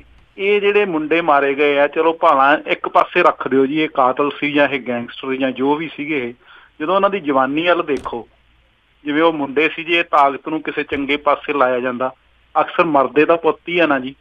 ਭਲਾ ਗੈਂਗਸਟਰ ਮਰਦੇ ਆ ਤੇ ਭਾਵੇਂ ਜਿਹੜੇ ਗੈਂਗਸਟਰ ਜਿਨ੍ਹਾਂ ਨੂੰ ਮਾਰਦੇ ਆ ਤੇ ਉਹ ਵੀ ਤਾਂ ਪੁੱਤ ਹੀ ਆ ਨਾ ਕਿਸੇ ਦੇ। ਇਹ ਮਨ ਬੜਾ ਦੁਖੀ ਹੋਇਆ ਜੀ ਉਹਨਾਂ ਦੀਆਂ ਜਿਹੜੀਆਂ ਸੋਸ਼ਲ ਮੀਡੀਆ ਤੇ ਉਹਨਾਂ ਦੀਆਂ ਬਾਡੀਆਂ ਦੇਖ ਕੇ, ਮੁੰਡਿਆਂ ਦੀਆਂ ਉਹਨਾਂ ਦੀਆਂ ਜਵਾਨੀਆਂ ਦੇਖ ਕੇ, ਵੀ ਇਹ ਕਦੋਂ ਰੁਕੂਗਾ ਸਿਲਸਿਲਾ ਜੀ। Thank you Raj ji. ਦੇਖੋ ਇਹਨਾਂ ਦੇ ਵਿੱਚੋਂ ਇੱਕ ਮੁੰਡੇ ਦੀ ਤੇ ਕਹਾਣੀ ਬੜੀ ਦਰਦਮਈ ਹੈ, ਕਿਉਂਕਿ ਉਹ ਮੁੰਡੇ ਦਾ ਮਾਂ-ਬਾਪ ਮਰ ਗਿਆ ਸੀਗਾ ਤੇ ਉਹਦੀ ਜ਼ਮੀਨ ਸੀ ਜਿਹੜੀ ਉਹ ਸ਼ਰੀਕੇ ਨੇ ਵਾਲੀ 4 ਕਿੱਲੇ, ਔਰ ਜਦੋਂ ਉਹ ਸੁਰਤ ਸੰਭਲਿਆ ਉਹਨੇ ਆਪਣੀ ਜ਼ਮੀਨ ਮੰਗੀ। ਉਸ ਤੋਂ ਬਾਅਦ ਉਹਨੂੰ ਪੁਲਿਸ ਕੋਲ ਫੜਾ ਦਿੱਤਾ ਗਿਆ। 10ਵੀਂ 'ਚ ਪੜ੍ਹਦੇ ਨੂੰ ਤੇ ਇੰਨਾ ਕੁਟਾਇਆ ਗਿਆ, ਮੁੜ ਕੇ ਮੁੰਡਾ ਘਰੇ ਨਹੀਂ ਵੜਿਆ। ਇਹਦੇ 'ਚ ਹੁਣ ਦੱਸੋ ਦੋਸ਼ੀ ਕੌਣ ਆ? ਦੂਜੀ ਗੱਲ ਜਿਹੜੀ ਤੁਸੀਂ ਕੀਤੀ ਆ, ਕੁਛ ਦਿਨ ਪਹਿਲਾਂ ਰੋਹਿਤ ਚੌਧਰੀ ਇੱਥੋਂ ਦਾ ਬਹੁਤ ਕਾਬਲ ਇੱਕ ਪੁਲਿਸ ਅਫਸਰ ਆ, ਉਹਨੇ ਇੱਕ ਮੂਵਮੈਂਟ ਚਲਾਈ ਸੀ ਜੀ। ਉਹਨੇ ਕਿਹਾ ਸੀਗਾ ਕਿ ਕੋਈ ਛੋਟੇ-ਮੋਟੇ ਅਪਰਾਧ ਕਰਕੇ ਇਸ ਦੁਨੀਆ 'ਚ ਚਲੇ ਗਿਆ ਜਾਂ ਕੋਈ ਗਲਤੀ ਨਾਲ ਜਾਂ ਕੋਈ ਗੁੰਮਰਾਹ ਹੋ ਕੇ ਚਲੇ ਗਿਆ ਤੇ ਅਸੀਂ ਉਹਦੇ ਨਾਲ ਕਮਿਊਨੀਕੇਸ਼ਨ ਸਥਾਪਿਤ ਕਰਾਂਗੇ, ਅਸੀਂ ਉਹਨੂੰ ਇੱਕ ਮੌਕਾ ਦੇਵਾਂਗੇ ਕਿ ਉਹ ਮੁੱਖ ਧਾਰਾ 'ਚ ਆ ਜਾਵੇ। ਤੇ ਮੈਂ ਉੱਥੇ ਇੱਕ ਸੁਝਾਅ ਦਿੱਤਾ ਸੀਗਾ, ਪਤਾ ਨਹੀਂ ਕਿਸੇ ਤੱਕ ਕੱਪੜਿਆ ਹੋਵੇ ਜਾਂ ਨਹੀਂ ਜੀ, ਮੈਂ ਸੁਝਾਅ ਇਹ ਦਿੱਤਾ ਸੀਗਾ ਕਿ ਤੁਸੀਂ ਇਸ ਦਾਇਰੇ ਨੂੰ ਹੋਰ ਮੋਕਲਾ ਕਰ ਦਿਓ, ਇਹਨੂੰ ਵਧਾ ਦਿਓ ਜੀ, ਔਰ ਵਧਾ ਕੇ ਤੁਸੀਂ ਫਰਾਰ ਹੋਏ ਗੈਂਗਸਟਰਾਂ ਤੱਕ ਲੈ ਜਾਓ, ਕਿਉਂਕਿ ਤੁਹਾਡੇ ਕੋਲ ਇਹੋ ਜਿਹੇ ਸੋਰਸਿਸ ਨੇ, ਉਹਨਾਂ ਦੇ ਪਰਿਵਾਰ ਬੈਠੇ ਆ, ਉਹਨਾਂ ਦੇ ਮਿੱਤਰ ਬੈਠੇ ਆ, ਉਹਨਾਂ ਦੇ ਜ਼ਰੀਏ ਉਹਨਾਂ ਨੂੰ ਵਿੱਚ ਪਾ ਕੇ ਤੁਸੀਂ ਉਹਨਾਂ ਦੇ ਨਾਲ ਗੱਲਬਾਤ ਕਰੋ। ਜੇ ਤੁਸੀਂ ਇਸ ਪਾਸੇ ਤੁਰਦੇ ਹੋ, ਕਿਉਂਕਿ ਇਹ ਸਮਾਜਿਕ ਮੂਵਮੈਂਟ ਬਣ ਜਾਏਗੀ, ਮੁੜ ਕੇ ਇਹ ਪੁਲਿਸਿੰਗ ਮੂਵਮੈਂਟ ਨਹੀਂ ਕਹਿ ਸਕਦੇ ਆਪਾਂ ਇਹਨੂੰ, ਸੋਸ਼ਲ ਮੂਵਮੈਂਟ ਬਣ ਜਾਏਗੀ। ਉਹਦੇ ਵਿੱਚ ਜੇਕਰ ਤੁਸੀਂ ਇਤਬਾਰ ਕਾਇਮ ਕਰ ਲਿਆ, 1-2 ਗੈਂਗਸਟਰਾਂ ਨੂੰ ਤੁਸੀਂ ਪਰਤਾ ਲਿਆਂਦਾ, ਮੁੱਖ ਧਾਰਾ ਦੇ ਵਿੱਚ ਆ ਗਏ ਤੇ ਦੂਸਰਿਆਂ ਨੂੰ ਜਾਗ ਲੱਗ ਜਾਏਗੀ। ਮਤਲਬ ਕਿ ਜਿਹੜੇ ਫਰਾਰ ਹੋਏ ਆ, ਜਿਹਨਾਂ ਨੂੰ ਖੂੰਖਾਰ ਗੈਂਗਸਟਰ ਆਪਾਂ ਕਹਿੰਦੇ ਆ, ਕਿ ਉਹਨਾਂ ਨੂੰ ਵੀ ਮੋੜ ਸਕਦੇ ਤੁਸੀਂ, ਔਰ ਇਸ ਪ੍ਰੋਗਰਾਮ ਨੂੰ ਤੁਸੀਂ ਮੁੜ ਕੇ ਜੇਲ੍ਹਾਂ ਤੱਕ ਲੈ ਜਾਓ ਕਿ ਜਿਹੜੇ ਜੇਲ੍ਹਾਂ ਦੇ ਵਿੱਚ ਆ ਉਹਨਾਂ ਦੇ ਵਿੱਚ ਜਿਹੜੇ ਖੂੰਖਾਰ ਅਪਰਾਧੀ ਆ, ਖੂੰਖਾਰ ਗੈਂਗਸਟਰ ਆ, ਇੱਕ ਤੇ ਉਹਨਾਂ ਨੂੰ ਤੁਸੀਂ ਪਰਿਵਰਤਿਤ ਕਰ ਸਕਦੇ ਹੋ। ਦੂਸਰਾ ਇਹ ਕਿ ਜਿਹੜੇ ਉਹਨਾਂ ਨੂੰ ਆਈਡੀਅਲ ਮੰਨ ਕੇ ਜੇਲ੍ਹਾਂ ਦੇ ਵਿੱਚ ਨਜਾਇਜ਼ ਉੱਥੇ ਭੇਜੇ ਗਏ, ਜਿਹੜੇ ਮੁੰਡੇ ਉਧਰ ਮਨ ਬਣਾ ਰਹੇ ਆ, ਮਾਈਂਡ ਸੈਟ ਕਰ ਚੁੱਕੇ ਕਿ ਅਸੀਂ ਇੱਧਰ ਤੁਰਨਾ, ਤੁਸੀਂ ਉਹਨਾਂ ਨੂੰ ਵੀ ਰੋਕ ਸਕਦੇ ਆ। ਸੋ ਮੇਰੇ ਖਿਆਲ ਦੇ ਨਾਲ ਜੇ ਇਸ ਤਰ੍ਹਾਂ ਕਰ ਲਿਆ ਜਾਂਦਾ ਤੇ ਚੰਗਾ ਸੀ, ਪਰ ਜਿਸ ਤਰੀਕੇ ਨਾਲ ਉਹ ਮਾਰੇ ਗਏ ਮੁੰਡੇ, ਉਹ ਇੱਥੇ ਸਵਾਲ ਜਿੰਨੇ ਉੱਠਣੇ ਚਾਹੀਦੇ ਸੀਗੇ ਉਹਨੇ ਉੱਠੇ ਨਹੀਂ। ਪਰ ਅਸੀਂ ਬਹੁਤ ਸਾਰੇ ਸਵਾਲ ਉਸ ਮੁੱਦੇ ਤੇ, ਉਸ ਮਸਲੇ ਤੇ ਵੀ ਉਠਾਏ ਆ, ਔਰ ਉੱਥੋਂ ਦੇ ਜਿਹੜੇ ਲੋਕਲ ਵਸਿੰਦੇ ਆ ਉਹ ਵੀ ਕਹਿੰਦੇ ਆ ਕਿ ਮੁੰਡਿਆਂ ਨੇ ਖੁਦਕੁਸ਼ੀ ਨਹੀਂ ਕੀਤੀ, ਮੁੰਡਿਆਂ ਦਾ ਇਨਕਾਊਂਟਰ ਹੋਇਆ ਜੀ। ਅਗਲੇ ਕਾਲਰ ਉਹਨਾਂ ਦੇ ਨਾਲ ਜਿਹੜੇ ਜੇ ਆਪਾਂ ਜੁੜੇ ਨੇ ਸੁਰਜੀਤ ਸਿੰਘ ਜੀ, ਸਵਾਗਤ ਹੈ, ਸਤਿ ਸ਼੍ਰੀ ਅਕਾਲ ਜੀ। ਹਾਂਜੀ, ਸਤਿ ਸ਼੍ਰੀ ਅਕਾਲ ਜੀ ਮਿੰਟੂ ਜੀ। ਹੈਲੋ ਜੀ, ਸਤਿ ਸ਼੍ਰੀ ਅਕਾਲ ਜੀ। ਸਤਿ ਸ਼੍ਰੀ ਅਕਾਲ ਜੀ। ਧੰਨਵਾਦ ਜੀ ਤੁਹਾਡਾ। ਇੱਕ ਮੇਰਾ ਕਹਿਣ ਦਾ ਮਤਲਬ ਸਾਡਾ ਹੈਗਾ ਬਲਾਚੌਰ ਏਰੀਆ ਹੈ ਜੀ, ਬਲਾਚੌਰ ਏਰੀਆ ਤੇ ਜਿੱਥੇ ਹੈਗਾ ਬਾਬਾ ਬਲਰਾਜ ਜੀ ਦੀ ਕਬਰ ਹੈ, ਉੱਥੇ ਤੋਂ ਛੋਟੇ ਛੋਟੇ ਹੁੰਦੇ ਸੀ, ਕਿਸੇ ਬੰਦੇ ਨੇ ਝੂਠੀ ਕਸਮ ਖਾਧੀ ਸੀਗੀ, ਜਿਹਦਾ ਜਿਹੜਾ ਨਸ਼ਿਆਂ ਦੇ ਕੇਸ 'ਚ ਫਸਿਆ ਸੀਗਾ ਮੰਤਰੀ ਮਜੀਠੀਆ ਕਿਹਾ ਉਹਨੂੰ, ਵੀ ਇੱਦਾਂ ਦੇ ਨੇ ਉੱਥੇ ਕਸਮ ਖਾਈ ਜਾਵੇ ਘੰਟੇ 'ਚ ਉਹਦਾ ਰਿਜ਼ਲਟ ਨਿਕਲਣਾ 2 ਘੰਟੇ 'ਚ, ਕਿਉਂਕਿ ਸਾਰੀ ਦੁਨੀਆ ਨੂੰ ਉਜਾੜ ਦਿੱਤਾ, ਲੋਕਾਂ ਦੇ ਨਿਆਣੇ ਨਸ਼ਿਆਂ 'ਚ ਪਾਤੇ ਆ, ਇੰਨਾ ਬੁਰਾ ਹਾਲ ਕਰਤਾ ਲੋਕਾਂ ਦਾ, ਜਿਹਦਾ ਹਿਸਾਬ ਕੋਈ ਨਹੀਂ, ਉੱਥੇ ਦਾ ਰਿਜ਼ਲਟ ਹੀ ਬੜੀ ਛੇਤੀ ਨਿਕਲਦਾ। ਮੇਰੀ ਗੱਲ ਸੁਣੋ ਤੁਸੀਂ ਜੀ, ਮੇਰੀ ਗੱਲ ਸੁਣੋ ਤੁਸੀਂ। ਇੱਕ ਦੇਖੋ, ਜਦੋਂ ਮੰਤਰੀ ਕੋਈ ਬਣਦਾ ਇੱਕ ਸਹੁੰ ਤੇ ਉਦੋਂ ਵੀ ਚੁੱਕਦਾ ਹੈ ਨਾ ਉਹ, ਤੇ ਜੇ ਇਹਨਾਂ ਤੇ ਸਹੁੰਆਂ ਲਾਗੂ ਹੋਣ ਲੱਗ ਪਈਆਂ ਤੇ ਫਿਰ ਤੇ ਹੁਣ ਨੂੰ ਸਰਦਾਰ ਸਾਹਿਬ ਮਾਫ ਕਰਨਾ, ਸਾਨੂੰ ਲੀਡਰ ਬਾਹਰੋਂ ਇੰਪੋਰਟ ਕਰਨੇ ਪੈਣੇ ਸੀ, ਇੱਥੇ ਬਚਣਾ ਹੀ ਕੋਈ ਨਹੀਂ ਸੀ, ਬਿਰਲਾ ਬਚਣਾ ਸੀ, 12 ਕੋਰ ਤੇ ਦੀਵਾ ਜਗਣਾ ਸੀ, ਕਿਉਂਕਿ ਸਹੁੰ ਚੁੱਕ ਕੇ ਹਰੇਕ ਬੰਦੇ ਨੇ ਵਫਾਦਾਰੀ ਨਹੀਂ ਕਵਫਾਦਾਰੀ ਕੀਤੀ ਹੈ ਫਰਜ਼ ਦੇ ਨਾਲ, ਬਹੁਤਿਆਂ ਨੇ ਇਮਾਨਦਾਰੀ ਦੀ ਥਾਂ ਤੇ ਇੱਥੇ ਦੁਕਾਨਦਾਰੀ ਚਲਾਈ ਹੈ। ਸੋ ਸਹੁੰਆਂ ਦਾ ਇਹਨਾਂ ਨੂੰ ਕੋਈ ਅਸਰ ਨਹੀਂ ਹੁੰਦਾ। ਠੀਕ ਹੈ, ਤੁਹਾਡੀ ਕਿਸੇ ਜਗ੍ਹਾ 'ਚ ਸ਼ਰਧਾ ਹੋ ਸਕਦੀ, ਭਾਵਨਾ ਹੋ ਸਕਦੀ ਹੈ, ਮੈਂ ਤਾਂ ਰਿਗਾਰਡ ਕਰਦਾ, ਪਰ ਇਹਨਾਂ ਨੂੰ ਸਮਾਂ ਤਾਂ ਕੋਈ ਅਸਰ ਨਹੀਂ ਹੁੰਦਾ, ਕੋਈ ਸ਼ੱਕ ਵਾਲੀ ਗੱਲ ਨਹੀਂ। ਅਗਲੇ ਕਾਲਰ ਹੈ ਬਿੰਦਰ ਤੂਰ ਜੀ, ਸਵਾਗਤ ਹੈ, ਸਤਿ ਸ਼੍ਰੀ ਅਕਾਲ ਜੀ। ਹਾਂਜੀ ਭਾਜੀ, ਸਤਿ ਸ਼੍ਰੀ ਅਕਾਲ। ਸਤਿ ਸ਼੍ਰੀ ਅਕਾਲ। ਭਾਜੀ ਉਹ ਪਹਿਲੇ ਵੀਰ ਦਾ ਮੈਂ ਜਵਾਬ ਦੇਣਾ ਚਾਹੁੰਦਾ ਜਿਹੜਾ ਪਾਸਪੋਰਟ ਬਾਰੇ ਕਹਿੰਦਾ ਸੀ ਵੀ ਬਣਦੇ ਨਹੀਂਗੇ। ਇਹ ਜੀ ਭਾਜੀ ਸਿੱਖ ਕੌਮ ਜਿਹੜੀ ਆ ਨਾ ਗੁਲਾਮ ਹੈ, ਤਾਂ ਕਰਕੇ ਨਹੀਂ ਪਾਸਪੋਰਟ ਬਣਦੇ। ਉਹਦੇ ਵਿੱਚ ਇਹ ਆ ਵੀ ਜਿਹੜਾ ਕੁਹਾੜਾ ਹੁੰਦਾ ਨਾ, ਕੁਹਾੜੇ ਦੇ ਵਿੱਚ ਦਸਤਾ ਲੱਕੜ ਦਾ ਜਿਹੜਾ ਹੁੰਦਾ, ਉਹ ਰੁੱਖ ਕਹਿੰਦਾ ਵੀ ਜੇ ਤੂੰ ਨਾ ਗਦਾਰ ਹੁੰਨੋ, ਤੂੰ ਨਾ ਵਿੱਚ ਪੈਨੋ ਤੇ ਮੈਨੂੰ ਕੋਈ ਵੱਢ ਨਹੀਂ ਸੀ ਸਕਦਾ। ਉਸੇ ਹਿਸਾਬ ਨਾਲ ਜਿੱਦਾਂ ਹੁਣ ਪਿੱਛੇ KPS ਗਿੱਲ ਮਰਿਆ, ਆਪਣੇ ਬੰਦੇ ਹੀ ਇੱਥੇ ਇਹੋ ਜਿਹੇ ਆ ਜਿਹੜੇ ਉਹਨਾਂ ਦੇ ਦਸਤੇ ਦਾ ਕੁਹਾੜੇ ਦਾ ਦਸਤਾ ਬਣ ਜਾਂਦੇ ਆ। ਉਹ ਪੈਸੇ ਲੈ ਕੇ ਤੇ ਪਾਸਪੋਰਟ ਬਣਾਈ ਜਾਂਦੇ ਆ, ਤੇ ਬੰਦਾ ਪੁੱਛੇ ਵੀ ਫੇਰ ਪੋਲੀਟੀਕਲ ਅਸਾਈਲਮ ਕਿੱਧਰ ਚਲ ਜਾਂਦੀ ਆ ਜਦੋਂ ਪੈਸੇ ਲੈ ਲੈਂਦੇ ਜੇ ਤੁਸੀਂ। ਇਹ ਤਾਂ ਇਹਦਾ ਹੱਲ ਇਹੋ ਹੀ ਆ ਵੀ ਉਹਨਾਂ ਦੀ ਮੂਵੀਆਂ ਬਣਾਈਆਂ ਜਾਣ। ਜਦੋਂ ਉਹ ਪੈਸੇ ਲੈਂਦੇ ਆ, ਜਿਹੜਾ ਬੰਦਾ ਵੀ ਪੈਸਾ ਲੈਂਦਾ, ਉਹਨਾਂ ਦੀ ਮੂਵੀ ਬਣਾ ਕੇ ਉਹਨਾਂ ਨੂੰ ਪੈਸੇ ਦਿੱਤੇ ਜਾਣ, ਫਿਰ ਉਹਨਾਂ ਨੂੰ ਕਟਹਿਰੇ ਵਿੱਚ ਖੜਿਆ ਕਰੇ, ਤੇ ਫਿਰ ਇਹ ਮਸਲੇ ਦਾ ਹੱਲ ਹੋਣਾ। ਉੱਦਾਂ ਇਸ ਮਸਲੇ ਦਾ ਕੋਈ ਹੱਲ ਨਹੀਂ। ਉਹ ਪੈਸੇ 4-5 ਹਜ਼ਾਰ ਡਾਲਰ ਲੈ ਕੇ ਫੇਰ ਪਾਸਪੋਰਟ ਬਣਾਉਂਦੇ ਆ, ਉੱਦਾਂ ਨਹੀਂ ਪਾਸਪੋਰਟ ਬਣਾਉਂਦੇ। ਇਹ ਬਹੁਤ ਵੱਡੀ ਪ੍ਰੋਬਲਮ ਹੈ, ਛੋਟੀ ਜਿਹੀ ਪ੍ਰੋਬਲਮ ਨਹੀਂ ਗੀ ਸਿੱਖਾਂ ਵਾਸਤੇ। ਇਹ ਸਿੱਖ ਕੌਮ ਗੁਲਾਮ ਹੈ, ਤਾਂ ਕਰਕੇ ਨਿਸ਼ਾਨੀਆਂ ਇਹ ਕੰਮ ਹੋ ਰਹੇ ਆ ਪਾਸਪੋਰਟਾਂ ਦੇ। ਥੈਂਕ ਯੂ ਬਿੰਦਰਪੁਰ ਜੀ, ਥੈਂਕ ਯੂ ਜੀ। ਬਿਲਕੁਲ ਸਟਿੰਗ ਆਪਰੇਸ਼ਨ ਜ਼ਰੂਰ ਕਰ ਸਕਦੇ ਹੋ, ਪਰ ਅਗਲੇ ਕਹਿੰਦੇ ਵੀ ਤੁਸੀਂ ਸਾਡੇ ਦੇਸ਼ ਤੋਂ ਅਸਾਈਲਮ ਲੈ ਲਿਆ, ਤੁਰ ਗਏ ਹੋ, ਤੇ ਫਿਰ ਤੁਸੀਂ ਬਾਰ-ਬਾਰ ਪਾਸਪੋਰਟ ਦੀ ਕਿਉਂ ਮੰਗ ਕਰੀ ਜਾਂਦੇ ਹੋ। ਪਰ ਜਿਹੜੇ ਪਹਿਲੇ ਕਾਲਰ ਸੀ ਉਹਨਾਂ ਦਾ ਗੱਲ ਬਿਲਕੁਲ ਠੀਕ ਹੈ। ਜ਼ਰੂਰੀ ਨਹੀਂ ਹੁੰਦਾ ਵੀ ਕਿਸੇ ਨੇ ਮੁੜ ਕੇ ਉਸੇ ਦੇਸ਼ 'ਚ ਹੀ ਜਾਣਾ, ਹੋਰ ਮੁਲਕਾਂ ਦੇ ਵਿੱਚ ਵੀ ਜਿਹੜਾ ਕਿਸੇ ਦੇ ਕੋਈ ਜਾ ਸਕਦਾ ਆ। ਸੋ ਉਹਦਾ ਤਾਂ ਇੱਕ ਸਾਧਨ ਜਿਹੜਾ ਆ ਉਹ ਜ਼ਰੂਰ ਕਿਤੇ ਨਾ ਕਿਤੇ ਉਹ ਰਹਿਣਾ ਚਾਹੀਦਾ ਆ। ਅਗਲੇ ਕਾਲਰ ਆਪਣੇ ਨਾਲ ਮਿੰਟੂ ਜੀ ਜੁੜੇ ਨੇ, ਜਸਪਾਲ ਸਿੰਘ ਜੀ, ਸਵਾਗਤ ਹੈ। ਸਤਿ ਸ਼੍ਰੀ ਅਕਾਲ ਜੀ। ਸਤਿ ਸ਼੍ਰੀ ਅਕਾਲ ਜੀ ਮਿੰਟੂ ਜੀ ਤੇ ਰਾਜਗੜ੍ਹ ਜੀ ਦੇ ਸਾਰਿਆਂ ਨੂੰ ਸਤਿ ਸ਼੍ਰੀ ਅਕਾਲ ਮੇਰੇ ਵੱਲੋਂ। ਸਤਿ ਸ਼੍ਰੀ ਅਕਾਲ। ਮਿੰਟੂ ਜੀ, ਕਾਫੀ ਪਹਿਲਾਂ ਇੱਕ ਛੱਤੀ ਸਿੰਘਪੁਰਾ 'ਚ ਕਸ਼ਮੀਰ 'ਚ ਆਪਣੇ ਜਿਹੜੇ ਇੰਡੀਅਨ ਆਰਮੀ ਨੇ ਆਪਣੇ ਸਿੱਖ ਕੱਢ ਕੇ ਮਾਰੇ ਘਰਾਂ 'ਚੋਂ ਜੀ, ਤੇ ਉਹਨਾਂ ਦਾ ਕੀ ਬਣਿਆ ਜੀ? ਉਹਨਾਂ ਦੇ ਬਾਰੇ ਕੋਈ ਜਾਣਕਾਰੀ ਹੈਗੀ ਆ ਕਿ ਉਹ ਪਰਿਵਾਰ ਦਾ ਉਹ ਜਾਂ ਉਹਨਾਂ ਦੇ ਕੇਸਾਂ ਦਾ ਜਾਂ ਕੁਝ ਉਹਨਾਂ ਦੇ ਕੋਈ ਹੈਗੀ ਖਬਰ? ਤਾਂ ਜ਼ਰੂਰ ਦੱਸਿਓ ਜੀ। ਥੈਂਕ ਯੂ ਜੀ। ਥੈਂਕ ਯੂ ਜੀ। ਨਹੀਂ, ਉਹਦੇ ਚ ਕੁਝ ਬੰਦਿਆਂ ਦਾ ਕੋਰਟ ਮਾਰਸ਼ਲ ਹੋਇਆ, ਕੁਝ ਬੰਦਿਆਂ ਦਾ, ਔਰ ਉਹ ਸਟੇਟਸ ਕੀ ਆ ਕਿ ਉਹਦੇ ਚ ਕਿਸੇ ਨੂੰ ਕਨਵਿਕਸ਼ਨ ਹੋਈ ਹੈ ਜਾਂ ਨਹੀਂ, ਮੈਂ ਪਤਾ ਕਰਕੇ ਦੱਸ ਦੂੰਗਾ। ਪਰ ਉਹਦੇ ਚ ਕੇਸ ਚੱਲ ਗਿਆ ਸੀਗਾ ਬਾਅਦ ਵਿੱਚ, ਕਿਉਂਕਿ ਉਹ ਪਛਾਣੇ ਗਏ ਸਨ ਕਿ ਉਹ ਆਰਮੀ ਦੇ ਕੁਝ ਬੰਦੇ ਸੀਗੇ ਜਿਨ੍ਹਾਂ ਨੇ ਸਾਰੀ ਕਰਤੂਤ ਕੀਤੀ। ਬਾਅਦ ਦੇ ਵਿੱਚ ਮੁਕੱਦਮਾ ਦਾਇਰ ਹੋਇਆ। ਮੁਕੱਦਮੇ ਦਾ ਸਟੇਟਸ ਕੀ ਹੈ ਉਹਦਾ ਮੈਨੂੰ ਬਹੁਤਾ ਇਲਮ ਨਹੀਂ, ਮੈਂ ਪਤਾ ਕਰ ਲੂੰਗਾ ਕਿ ਉਹ ਮੁਕੱਦਮਾ ਕਿਸੇ ਮੁਕਾਮ ਤੇ ਪਹੁੰਚਿਆ ਜਾਂ ਵਿੱਚ ਲਟਕ ਗਿਆ। ਪਰ ਇਹ ਜ਼ਰੂਰ ਸੀਗਾ ਕਿ ਟ੍ਰਾਇਲ ਸ਼ੁਰੂ ਹੋਇਆ ਸੀ। ਜੀ ਜੀ। ਅਗਲੇ ਕਾਲਰ ਪਰਮਜੀਤ ਸਿੰਘ ਜੀ, ਸਵਾਗਤ ਹੈ। ਸਤਿ ਸ਼੍ਰੀ ਅਕਾਲ ਜੀ। ਸਤਿ ਸ਼੍ਰੀ ਅਕਾਲ ਵੀਰ ਜੀ। ਮੈਂ ਵੀਰ ਜੀ ਪੁੱਛਣਾ ਆਧਾਰ ਕਾਰਡ ਬਾਰੇ, ਜਿਹੜਾ ਤੁਸੀਂ ਦੱਸਿਆ ਹੈ ਕਿ ਦਸੰਬਰ ਤੱਕ ਤੁਸੀਂ ਉਹ ਬਣਵਾ ਲਓ ਤੇ ਬੈਂਕ 'ਚ ਦੇ ਦਿਓ, ਨਹੀਂ ਤਾਂ ਤੁਹਾਡੇ ਅਕਾਊਂਟ ਬੰਦ ਹੋ ਜਾਣਗੇ। ਮਗਰ ਜਿਹੜਾ ਇਨਸਾਨ ਇੱਥੇ ਬੈਠਾ ਉਹ ਨਹੀਂ ਜਾ ਸਕਦਾ ਹਜੇ 2-2.5 ਸਾਲ, ਤੇ ਉਹਦੇ ਅਕਾਊਂਟ ਕੀ ਬੰਦ ਹੋ ਜਾਣਗੇ ਜਾਂ ਉਹਦੇ ਵਾਸਤੇ ਕੁਝ ਰਾਹਤ ਦੇਣਗੇ? ਰਾਹਤ ਨੋਟਬੰਦੀ ਵਾਂਗੂ ਹੀ ਮਿਲੂਗੀ ਜੀ, ਜਿੱਦਾਂ ਉਦੋਂ ਦਿੱਤੀ ਸੀ ਇਹਨਾਂ ਨੇ ਕੁਛ ਨਾ ਕੁਛ। ਕੁਛ ਹੈ ਇਹਦੇ ਬਾਰੇ? ਨਹੀਂ ਦੇਖੋ, 31 ਦਸੰਬਰ ਤੱਕ ਇਹਨਾਂ ਨੇ ਹੁਣ ਤਾਂ ਜਿਹੜੀ ਡੈਡਲਾਈਨ ਜਾਰੀ ਕੀਤੀ ਹੈ, ਕਿਉਂਕਿ ਇਹ ਅਜੇ ਦੀ ਗੱਲ ਆ। ਦੇਰ ਸ਼ਾਮ ਇਹ ਫੈਸਲਾ ਆਇਆ, ਇਹ ਅੱਜ ਦੀ ਉਹ ਗੱਲ ਹੈ, ਬਹੁਤੀ ਡਿਟੇਲ ਆਪਣੇ ਕੋਲ ਹੈ ਨਹੀਂ। ਪਰ ਇਹਨਾਂ ਨੇ ਜਿਹੜੀ ਡੈਡਲਾਈਨ ਫਿਲਹਾਲ ਦਿੱਤੀ ਉਹ ਦਿੱਤੀ ਹੈ 31 ਦਸੰਬਰ ਤੱਕ ਜੀ। 31 ਦਸੰਬਰ ਤੋਂ ਅੱਗੇ ਇਹ ਵੱਧਦੀ ਹੈ, ਜਾਂ ਜਿਵੇਂ ਅੱਗੇ ਪੈਨ ਕਾਰਡ ਵਾਲੇ ਮਸਲੇ 'ਚ ਹੋਇਆ, ਕੱਲ ਨੂੰ ਕੋਈ ਪਟੀਸ਼ਨ ਪਾ ਦਿੰਦਾ ਜਾ ਕੇ ਉੱਥੇ ਸੁਪਰੀਮ ਕੋਰਟ ਦੇ ਵਿੱਚ, ਇਹ ਮਸਲਾ ਫਿਰ ਉੱਥੇ ਕਾਨੂੰਨੀ ਚੌਕਟੇ 'ਚ ਚਲਾ ਜਾਂਦਾ। ਉੱਥੋਂ ਗਾਂ ਕੀ ਬਣਦਾ ਉਹ ਬਾਅਦ ਦੀ ਗੱਲ ਹੈ, ਪਰ ਹਾਲ ਫਿਲਹਾਲ 31 ਦਸੰਬਰ ਤੱਕ ਡੈਡਲਾਈਨ ਆ ਜੀ। ਜੀ ਬਿਲਕੁਲ। ਅਗਲੇ ਕਾਲਰ ਅਵਤਾਰ ਸਿੰਘ ਜੀ, ਸਵਾਗਤ ਹੈ। ਸਤਿ ਸ਼੍ਰੀ ਅਕਾਲ ਜੀ। ਹਾਂਜੀ ਸਤਿ ਸ਼੍ਰੀ ਅਕਾਲ ਵੀਰ ਜੀ। ਸਤਿ ਸ਼੍ਰੀ ਅਕਾਲ ਜੀ। ਹਾਂਜੀ, ਮੇਰਾ ਸਵਾਲ ਆ ਮਿੰਟੂ ਭਾਜੀ ਨੂੰ ਵੀ ਆਪਣੀ ਪੰਜਾਬੀ ਭਾਸ਼ਾ ਮਾਂ ਬੋਲੀ ਜਿਸ ਤਰ੍ਹਾਂ, ਤੇ ਮੈਂ ਪੁੱਛਣਾ ਵੀ ਜਿਵੇਂ ਪੰਜਾਬ ਵਿੱਚ ਜਿੰਨੇ ਵੀ ਮੰਤਰੀ ਹੈਗੇ ਆ, ਜਿੰਨੇ ਵੀ ਪੁਲਿਸ ਆਫੀਸਰ ਹੈਗੇ ਆ, ਜਿੰਨੇ ਵੀ ਵੱਡੇ ਵੱਡੇ ਆਫੀਸਰ, ਉਹ ਸਾਰੇ ਹਿੰਦੀ ਬੋਲਣਾ ਕਿਉਂ ਪਸੰਦ ਕਰਦੇ ਆ? ਜਾਂ ਪੱਤਰਕਾਰ ਅੱਗਿਓਂ ਪੰਜਾਬੀ 'ਚ ਪੁੱਛਦਾ ਤਾਂ ਉਹ ਹਿੰਦੀ ਬੋਲਣਾ ਹੀ ਕਿਉਂ ਪਸੰਦ ਕਰਦੇ ਆ? ਜਿੰਨੇ ਵੀ ਸਾਡੇ ਸਿੱਖ ਲੀਡਰ ਹੈਗੇ ਆ ਉਹ ਹਿੰਦੂ ਨਹੀਂ ਬੋਲਣਾ ਪਸੰਦ ਕਰਦੇ ਹੈਗੇ ਆ, ਬਲਕਿ ਜਿਹੜੇ ਹਿੰਦੂ ਹੈਗੇ ਆ ਉਹ ਮੈਂ ਦੇਖਦਾ ਕਿ ਉਹ ਪੰਜਾਬੀ ਬੋਲਦੇ ਹੈਗੇ ਪਿਓਰ। ਜਿਹੜੇ ਆਪਣਾ ਸਹਿਜਧਾਰੀ ਵੀਰ ਹੈਗੇ ਆ, ਹਿੰਦੂ ਵੀਰ, ਉਹ ਪੰਜਾਬੀ ਬੋਲਣਾ ਪਸੰਦ ਕਰਦੇ। ਜਿਹੜੇ ਸਾਡੇ ਸਿੱਖ ਲੀਡਰ ਹੈਗੇ ਆ ਉਹ ਜਿਵੇਂ ਟੁੱਟੀ ਫੁੱਟੀ ਉਹ ਹਿੰਦੀ ਬੋਲਣਾ ਪਸੰਦ ਕਰਦੇ ਆ। ਮੈਂ ਇਸ ਕਰਕੇ ਮਿੰਟੂ ਭਾਜੀ ਕੋਲ ਥੋੜਾ ਜਿਹਾ ਚਾਨਣਾ ਪਾਉਣਾ ਚਾਹੁੰਦਾ। ਬਿਲਕੁਲ ਅਵਤਾਰ ਸਿੰਘ ਜੀ, ਤੁਹਾਡਾ ਜਿਹੜਾ ਇਸ ਦੇ ਵਿੱਚ ਚਿੰਤਾ ਦਾ ਕਾਰਨ ਜਿਹੜਾ ਆ ਵਾਜਿਬ ਹੈਗਾ ਆ, ਇਹ ਸਮੱਸਿਆ ਵਾਕਿਆ ਦੇਖੀ ਜਾ ਰਹੀ ਹੈ ਜੀ। ਮਿੰਟੂ ਜੀ, ਕੀ ਇਸ ਦੇ ਉੱਤੇ ਕੁਛ ਹੈ? ਉੱਦਾਂ ਦਾ ਕਹਿਣ ਨੂੰ ਸਾਰੇ ਪਾਸੇ ਜਿਹੜੀ ਆ ਪੰਜਾਬੀ ਹੀ ਬੋਲੀ ਜਾਣੀ ਚਾਹੀਦੀ ਆ? ਨਹੀਂ ਦੇਖੋ, ਇੱਕ ਚੀਜ਼ ਤੇ ਹੈ ਕਿ ਇੱਕ ਮਜਬੂਰੀ ਆ। ਮਸਲਨ ਕਿ ਕੋਈ ਚੈਨਲ ਦਾ ਰਿਪੋਰਟਰ ਆ, ਮੇਰੇ ਵਰਗਾ, ਮੈਨੂੰ ਅੰਗਰੇਜ਼ੀ ਹਿੰਦੀ ਉਨੀ ਕੋ ਆਉਂਦੀ ਆ, ਮੈਨੂੰ ਟਾਸਕ ਇਹ ਮਿਲ ਗਿਆ ਕਿ ਤੂੰ ਕੌਮੀ ਮੰਚ ਲਈ ਜਿਹੜਾ ਚੈਨਲ ਹੈ ਚੱਲਦਾ ਕੌਮੀ ਪੱਧਰ ਤੇ, ਉਹਦੇ ਲਈ ਬਾਈਟ ਕਰਨੀ ਹੈ। ਹੁਣ ਮੈਂ ਤੇ ਬੁੱਤਾ ਭਾਵੇਂ ਪੰਜਾਬੀ 'ਚ ਸਾਰ ਲਵਾਂ, ਅਗਲੇ ਨੇ ਸਮਝ ਜਾਣਾ, ਪਰ ਅਗਲੇ ਨੂੰ ਹਿੰਦੀ 'ਚ ਹੀ ਬੁਲਾਉਣਾ ਹੈ। ਠੀਕ ਹੈ ਜੀ, ਉਹ ਇੱਕ ਮਜਬੂਰੀ ਹੈ, ਉਸ ਰਿਪੋਰਟਰ ਦੀ ਮਜਬੂਰੀ ਹੈ ਔਰ ਸਾਹਮਣੇ ਵਾਲੇ ਬੰਦੇ ਦੀ ਵੀ ਮਜਬੂਰੀ ਹੈ।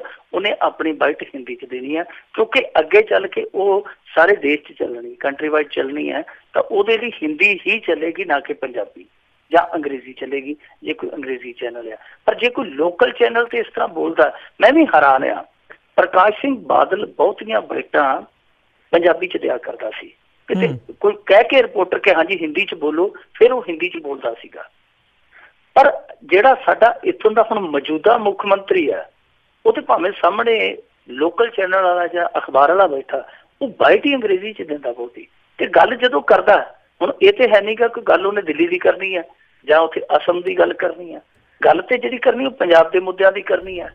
ਜੇ ਆਪਾਂ ਛੱਡ ਦਈਏ ਕੋਈ ਇੱਕ ਅੱਧਾ ਕੋਈ ਨੁਕਤਾ ਕੌਮੀ ਛੱਡ ਦਈਏ, ਬਹੁਤੀ ਗੱਲ ਪੰਜਾਬੀ ਦੀ ਕਰਨੀ, ਪਰ ਉਹ ਪੰਜਾਬੀ 'ਚ ਬੋਲਦਾ ਹੀ ਬੜਾ ਘੱਟ ਆ। ਤੇ ਮੇਰੇ ਪਿੰਡ ਦਾ ਇੱਕ ਦਿਨ ਨੌਜਵਾਨ ਮੈਨੂੰ ਰੋਕ ਕੇ ਖਲੋ ਗਿਆ, ਕਹਿੰਦਾ ਤੇਰੇ ਅੱਗੇ ਇੱਕ ਬੇਨਤੀ ਹੈ। ਮੈਂ ਕਿਹਾ ਹਾਂ ਦੱਸ।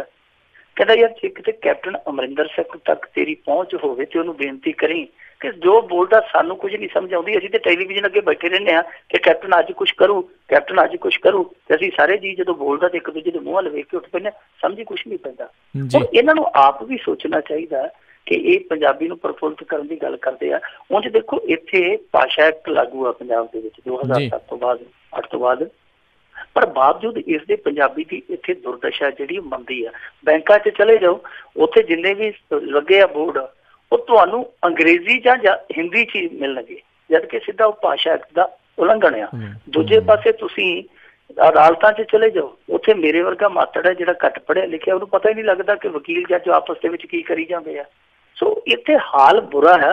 ਪਰ ਮੈਂ ਇੱਕ ਚੀਜ਼ ਜਾਤੀ ਤੌਰ ਤੇ ਜਿਹੜੀ ਮਹਿਸੂਸ ਕਰਦਾ, ਉਹ ਇਹ ਕਿ ਰੌਲਾ ਇਹ ਪਾਇਆ ਜਾ ਰਿਹਾ ਕਿ ਪੰਜਾਬੀ ਨੂੰ ਅੰਗਰੇਜ਼ੀ ਖਾ ਗਈ, ਪੰਜਾਬੀ ਨੂੰ ਅੰਗਰੇਜ਼ੀ ਖਾ ਗਈ। ਮੇਰੇ ਖਿਆਲ ਦੇ ਨਾਲ ਪੰਜਾਬੀ ਨੂੰ ਸਭ ਤੋਂ ਜ਼ਿਆਦਾ ਖਤਰਾ ਜੇ ਕਿਸੇ ਤੋਂ ਹੈ ਤੇ ਉਹ ਹੈ ਹਿੰਦੀ।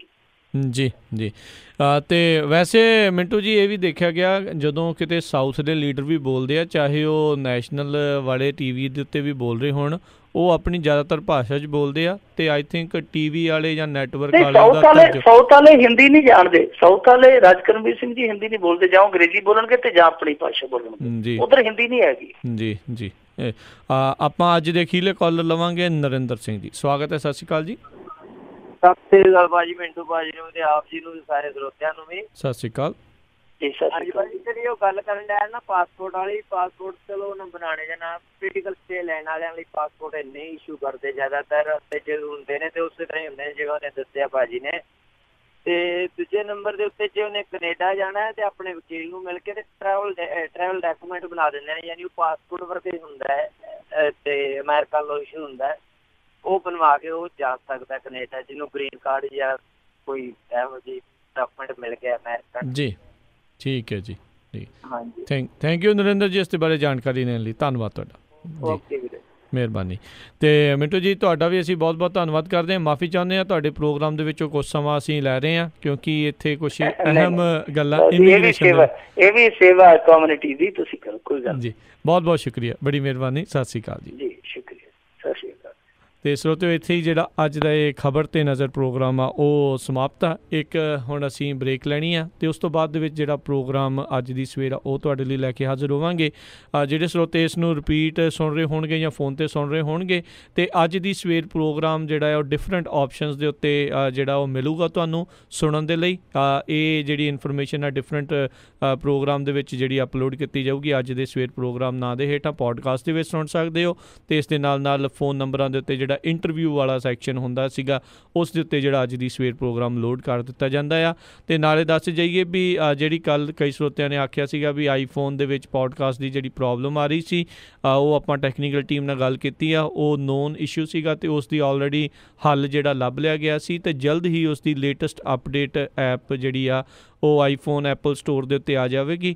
ਤੇ ਜਦੋਂ ਹੀ ਤੁਹਾਨੂੰ ਨੋਟੀਫਿਕੇਸ਼ਨ ਆਵੇ ਤਾਂ ਤੁਸੀਂ ਨਾਲ ਦੇ ਨਾਲ ਹੀ ਜਿਹੜੀ ਲੇਟੈਸਟ ਐਪ ਆ ਉਸ ਨੂੰ ਜਿਹੜਾ ਡਾਊਨਲੋਡ ਕਰ ਲਿਓ ਅਤੇ ਫਿਰ ਉਹ ਪ੍ਰੋਬਲਮ ਨਹੀਂ ਆਵੇਗੀ। ਅਤੇ ਨਾਲੇ ਪੋਡਕਾਸਟ ਦੇ ਵਿੱਚ ਸੀਕ ਫਾਰਵਰਡ ਜਾਂ ਵਾਪਸ ਕਰਨ ਦੇ ਲਈ ਉਹ ਆਪਸ਼ਨ ਵੀ ਅਵੇਲੇਬਲ ਹੈਗੀ ਆ, ਸੋ ਉਹ ਵੀ ਤੁਸੀਂ ਉਸ ਨੂੰ ਯੂਜ਼ ਕਰ ਸਕਦੇ ਹੋ ਅੱਗੇ ਪਿੱਛੇ ਜਾਣ ਦੇ ਲਈ। ਅਤੇ ਸਰੋਤਿਓ, ਹੁਣ ਅੱਜ ਦਾ ਜਿਹੜਾ ਖਬਰ ਤੇ ਨਜ਼ਰ ਪ੍ਰੋਗਰਾਮ ਨੂੰ ਮੈਂ ਇੱਥੇ ਹੀ ਸਮਾਪਤ ਕਰਦਾ। ਬ੍ਰੇਕ ਲਵਾਂਗੇ ਅਤੇ ਉਸ ਤੋਂ ਬਾਅਦ ਦੇ ਵਿੱਚ ਅਗਲੇ ਪ੍ਰੋਗਰਾਮਾਂ ਦੇ ਨਾਲ ਫਿਰ ਹਾਜ਼ਰ ਹੋਵਾਂਗੇ।